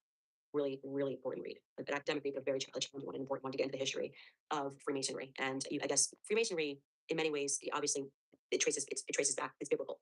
So you have to think about different iterations. So it's like Solomon's Temple, the Masons of the Temple is kind of what they're hinting at. But in terms of like the modern introduction to Western society, it begins with Francis Bacon and Paris, where Paris seems to be the whole of a lot of the things that have happened in these secret societies. It's like they go to Paris to be initiated. Same thing for Sigmund Freud. He studied under Charcot, and he was similarly initiated. I don't think it's coincidence that Paris's code is 33. You have to run dial up to Paris at 33. It's from the French Revolution. There's a lot that's happened in Paris. There's a lot of evil that is taking place. But the Freemason Society, I mean, this gets into the infiltration of the Knights Templar, an intentional infiltration by Adam Weishaupt, who was funding the infiltration of various Freemason groups and bringing them all together under the Illuminati. Our founding fathers were Freemasons, and the Nicholas Hyder book carefully walks you through even the symbolism on the back of a $1 bill. And to be clear, when they joined the Illuminati, it was after the Revolutionary War, but it was always done in mind. Adam Weishaupt was an open Satanist with using Christianity as a shell to further their satanic causes. So you have to really go backward to understand the theology, the infiltration, how the Scottish Rite, which is the Scottish Rite Freemasons, which had everything to do with establishing America, was really dating back from France and the Catholic Church having Jack de Molay hung. I think he was hung, he was killed. And these groups then went into Scotland, and that book just helps you trace how these Freemason groups arrived into America. And for them, it was seen as a new Atlantis. Okay. We keep getting caught doing all this crazy stuff across the European continent. It's always been a war against the Catholic Church. They're all explicit in their hatred of the Catholic Church, which is very compelling to me. Why do you think they're against the Catholics so much? Because the Catholics they are Satanists. I mean, the rewrite of history, Isabella of Spain, she should be sainted. They're constantly, everything you've learned about Catholicism and the history of Catholicism is just crap in school. And there's a reason for that, because America was designed to be anti-Catholic, to be anti-Orthodox. And the reason is because Catholics hold the history. They know what they were doing on that continent, and they're supposed to be kept fat, happy, and young. I truly believe that. And now America, well, we were being young for 250 years, and now we're arriving into our adolescent phase, and people are starting to look in the right places. That's why I encourage people to go to Russia. Russia holds the key to a lot of secrets of these maniacal psychopaths who arrive in America, who say, well, my great so-and-so went to Russia. Got two clocks, know exactly who your great-grandfather must have been in your bloodthirst. Bible says you will know them by their fruits. You do. You do. Do you have to imagine who Mark Levin's ancestors were who were in Russia? No, I gotta guess. I'm gonna guess they were killing the shit out of Bolsheviks. I just guess. I mean, they were killing the shit out of Christians, if I had to guess. I mean, they must have built the gulag system. There's a bloodlust that exists and an anger that is just so perceptible. That's why you say you know them by their fruits. It's the way they speak about people. There's a happiness in their eyes when they're talking about like murder. It's weird. Sometimes when I watch clips that will go viral of Ben Shapiro or Mark Levin, there's something in their like demeanor and their eyes that it's so dark. I mean, it's so dark where you really go, I think you are happy. It makes you happy when kids are being killed in Gaza. Like there's something, it's very disturbing. They're not having the same reaction as we are having. And you see it in their tweets. They're hungry for more death and destruction. Oh no, I've seen it. I've seen it in person. It's dark. I've seen it here as well. It's dark. That can only come from Like worshiping a fucking falling in the mountain. that can like only a come demon. from the Prince of Darkness. Because when spirits are light and happy and you have a reaction to seeing a dead kid, doesn't matter what the race of the kid is. Doesn't matter what the race of the kid is. You don't get up on the airways and go, oh well, that's what happens. You're gonna get some more of that. Like what Ben Gavir is saying, there's something very wrong with these people. And so you don't have to imagine who they are the children of. And that's why you don't have to get into the weeds on it either. It's like, God gave you intuition, he gave you intuition to know when somebody is spiritually disturbed, and that's putting it mildly. Something about post October 7th, you can see the flicker of demonology in their eyes now, and the satisfaction they get from knowing that they're hurting other people. Oh, man, we just read that tweet. Yeah, honest, There's 1,000 more just like it. honest. other people in powerful positions over there. Mhm. There's been so many things that just, I mean, to me that prove how bad the influence is. Like sending that fucking pedophile back to Israel. You know, but you saw that, right? When he was on the cyber team, or they're one of the top guys in their cybersecurity fucking wing of the idea. I don't know, whatever. Came here, luring what 12-year-old or something in on the internet to fuck him. Mhm. We didn't do anything to him. We just packaged him up and sent it back to Israel. Where he can do that freely, by the way, because they've been harboring and protecting pedophiles for a while. We're just Um, cattle, right? Because it gets into that Frankist faith that actually dominates the Frankist beginnings, the Frankist origins of Israel. That's not Judaism. The Star of David is not the Star of David. It's Solomon's Keys. Look up at Aleister Crowley's book. He's got the Star of David all over it. It's about summoning demons. It's Baal worship, and they don't want you to peer to know the history of that. That's the reality. The Star of David. But people are waking up to that, and I think that's why they have a certain. It's almost like they're under pressure right now. Like their lust for destruction has never been louder. They're not even. They're like shapeshifting. It's the best way to put it. I feel like we're watching people who used to play human shapeshift into demons in real life. What do you think about all this UFO, UAP, alien shit that's coming out all of a sudden? Do Distraction. you think it's a distraction? Mhm. Or do you think it's a narrative and they're going to try to hold a false flag alien invasion? I think the government has had technology and has hidden technology for a long time. And I think whenever they start threatening to do disclosures in a time where people are waking up about the ultimate disclosure, which is who goes over us, it's a distraction. Yeah. A lot of time to give us this. And now there seems to be a real awakening happening. People talking about demons, people talking about the occult, people talking about Baal worshippers and child sacrifice. And that's a real threat. That's personally what I think all this UAP shit is. I think it's all demonic entities. There are demonic entities around. I also think it's interesting how it is resurfaced right in the midst of the Epstein shit, right in the midst of Pam Bondi saying the Dow's at 50,000. Mhm. How many people do you have coming after you? How many death threats do you get? All day, every day. Do you take them seriously? We have a person in jail for trying to kill me. Yeah, I take him seriously because I said Tried to kill you? we're How they talking tried- about Jewish history, talking about that Rebbe Schneerson tomb that Trump prayed over, and they all go into Brooklyn and pray over that guy. You should look into that guy. What? Hmm. What? Yeah, you start talking about the Chabad Lubavitch, and they lose their minds. The history of the Chabad Lubavitch. But if you open up, looking into Sigmund Freud, if everyone listening could just read The Assault on Truth, and the second book after you read that is Sigmund Freud and the Jewish mystical tradition. You'll figure it out. All right. You'll figure it out. I got you another present. Hmm? I got you another present. What is it? Here, let me grab it. I actually love presents. Honestly, Mm. Makes such so many people coming after you, you know. So now you're on 6 hours. Yes, I am actually. Good. Yeah. So I got a buddy over there. His name's Jason. Okay. And Jason is the VP of marketing over there. He got really excited knowing that you're coming on. So Look told at him I know a lot of people this. are coming after you. So he wanted me Look to present at you with the that. nose on her. Oh my God. Don't touch it. Put your hands on it. Nice, Jason. Yes, that is so sweet. I'll tell you, they're awesome too. Like, 6 hours. it's, like really good company. And Yeah, they're the best. we were just talking about pedophiles earlier. We did this big episode on Roblox. This kid named Schlep, and he unveiled what was going on Roblox. We screen recorded the whole thing. Oh wow. And we're using, so the developers were putting 6 hours. They have one game. They've recreated the Sandy Hook shooting. They've recreated pretty much all the mass shootings. And you go in there, and they actually even have the victims' names that were killed in the schools over the characters' heads. And you go in there as the shooter and kill these fucking kids. No. And one of the weapons they have is a Sig Sauer.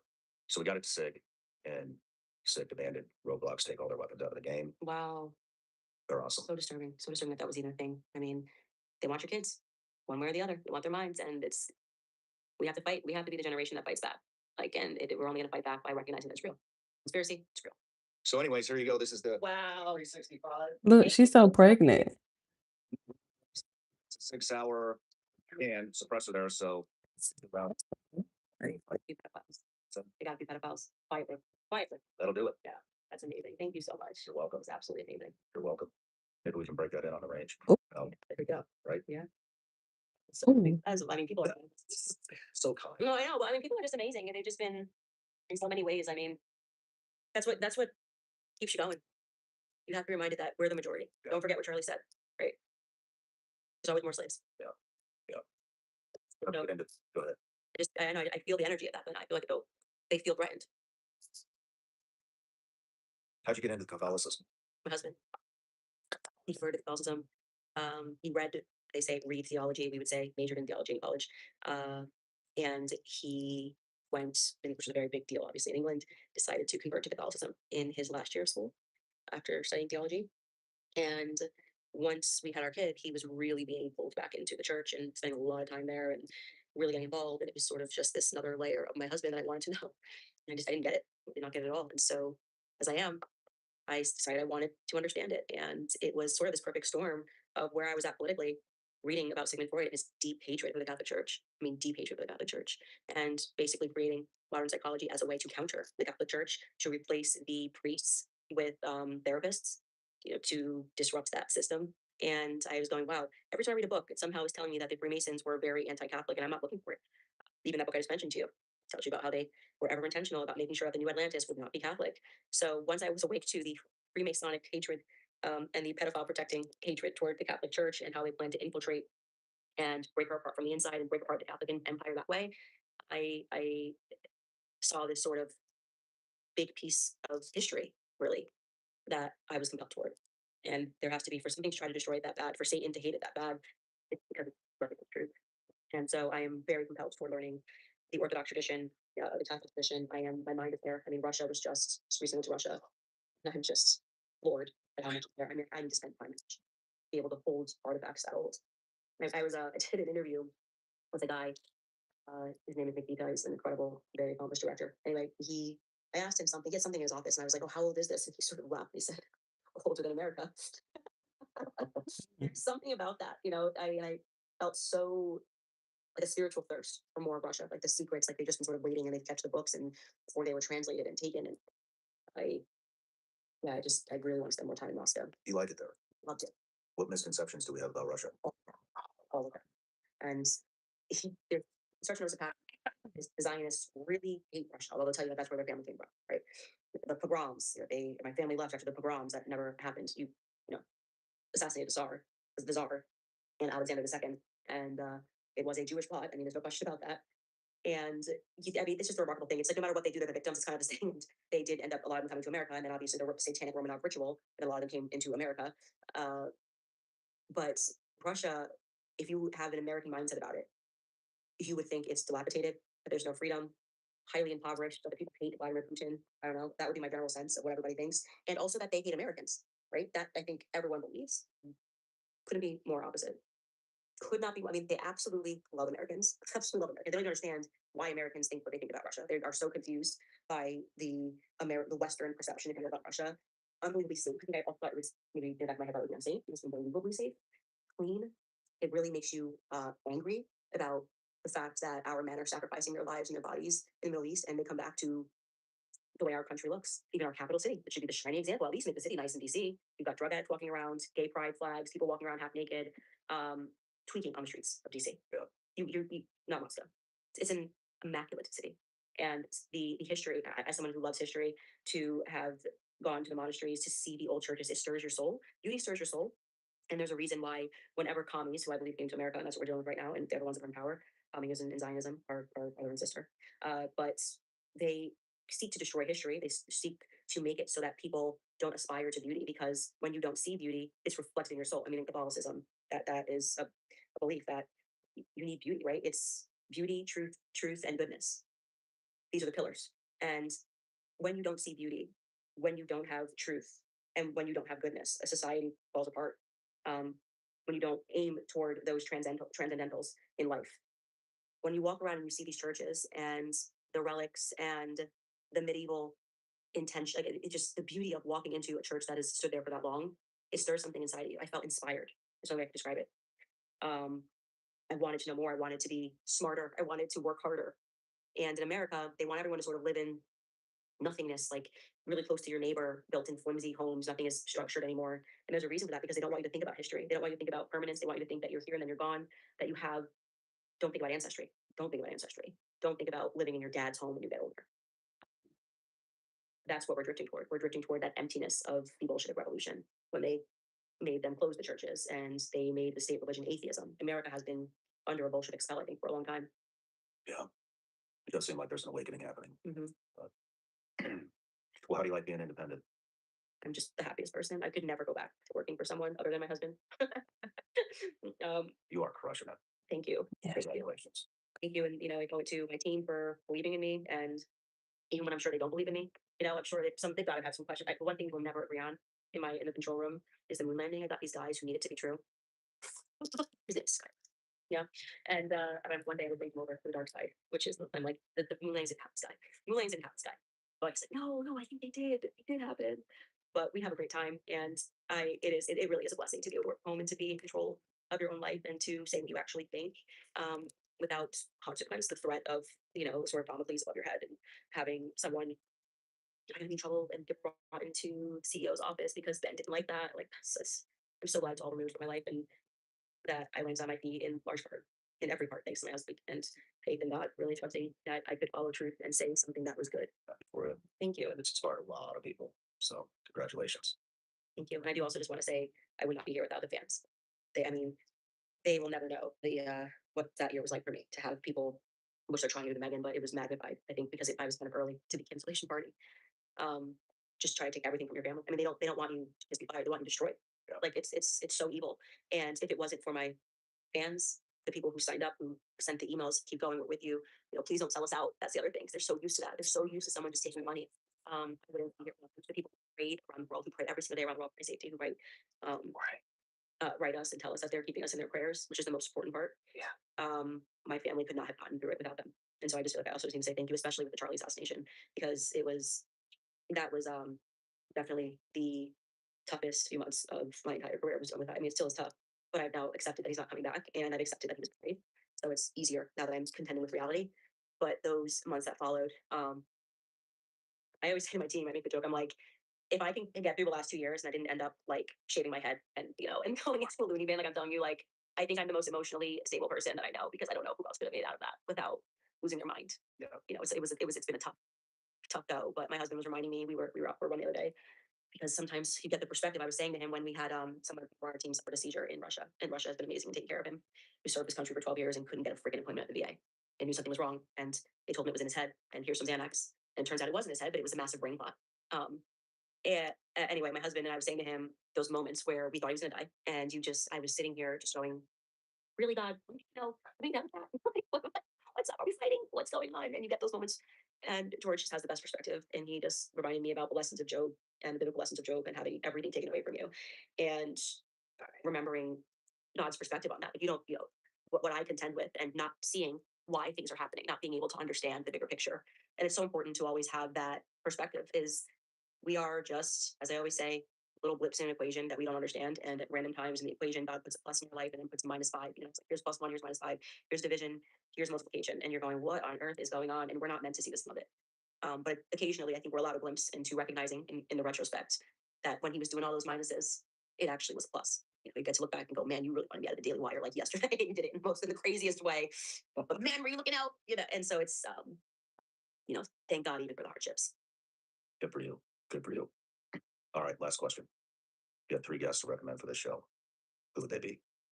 Phil Turney, USS Liberty, Okay. changed my life. There's just something about a person who's held on to something like that their whole life and felt that they could never move on because of their brothers being ruthlessly murdered. That just, you really see it. That was a good one. You know, I would definitely say Phil Turney. I can give you one that I've never had on my show, but I feel like you'll beat me to it. Every year I try to get Vladimir Putin. I feel like you'll beat me to it. I feel like you gotta just like do something. You gotta get like Kim Jong Un, like out of nowhere, you know? Right? I feel like that's where we're at. Like, we now need to know. They've told so many lies about us, and like they're protecting Jeffrey Epstein. I'm like, okay, let me go find all the people that you're saying. If Jeffrey Epstein's good and Putin is evil, I gotta go figure out like what's going on really. Yeah. That would be fascinating. Like when Tucker went over and did Putin, I was like seized by it. Yeah, give me a Phil Turney, Kim Jong Un, and or Putin, and I'd like to see your wife. Has she? Twice. Okay. You guys do another family member of yours.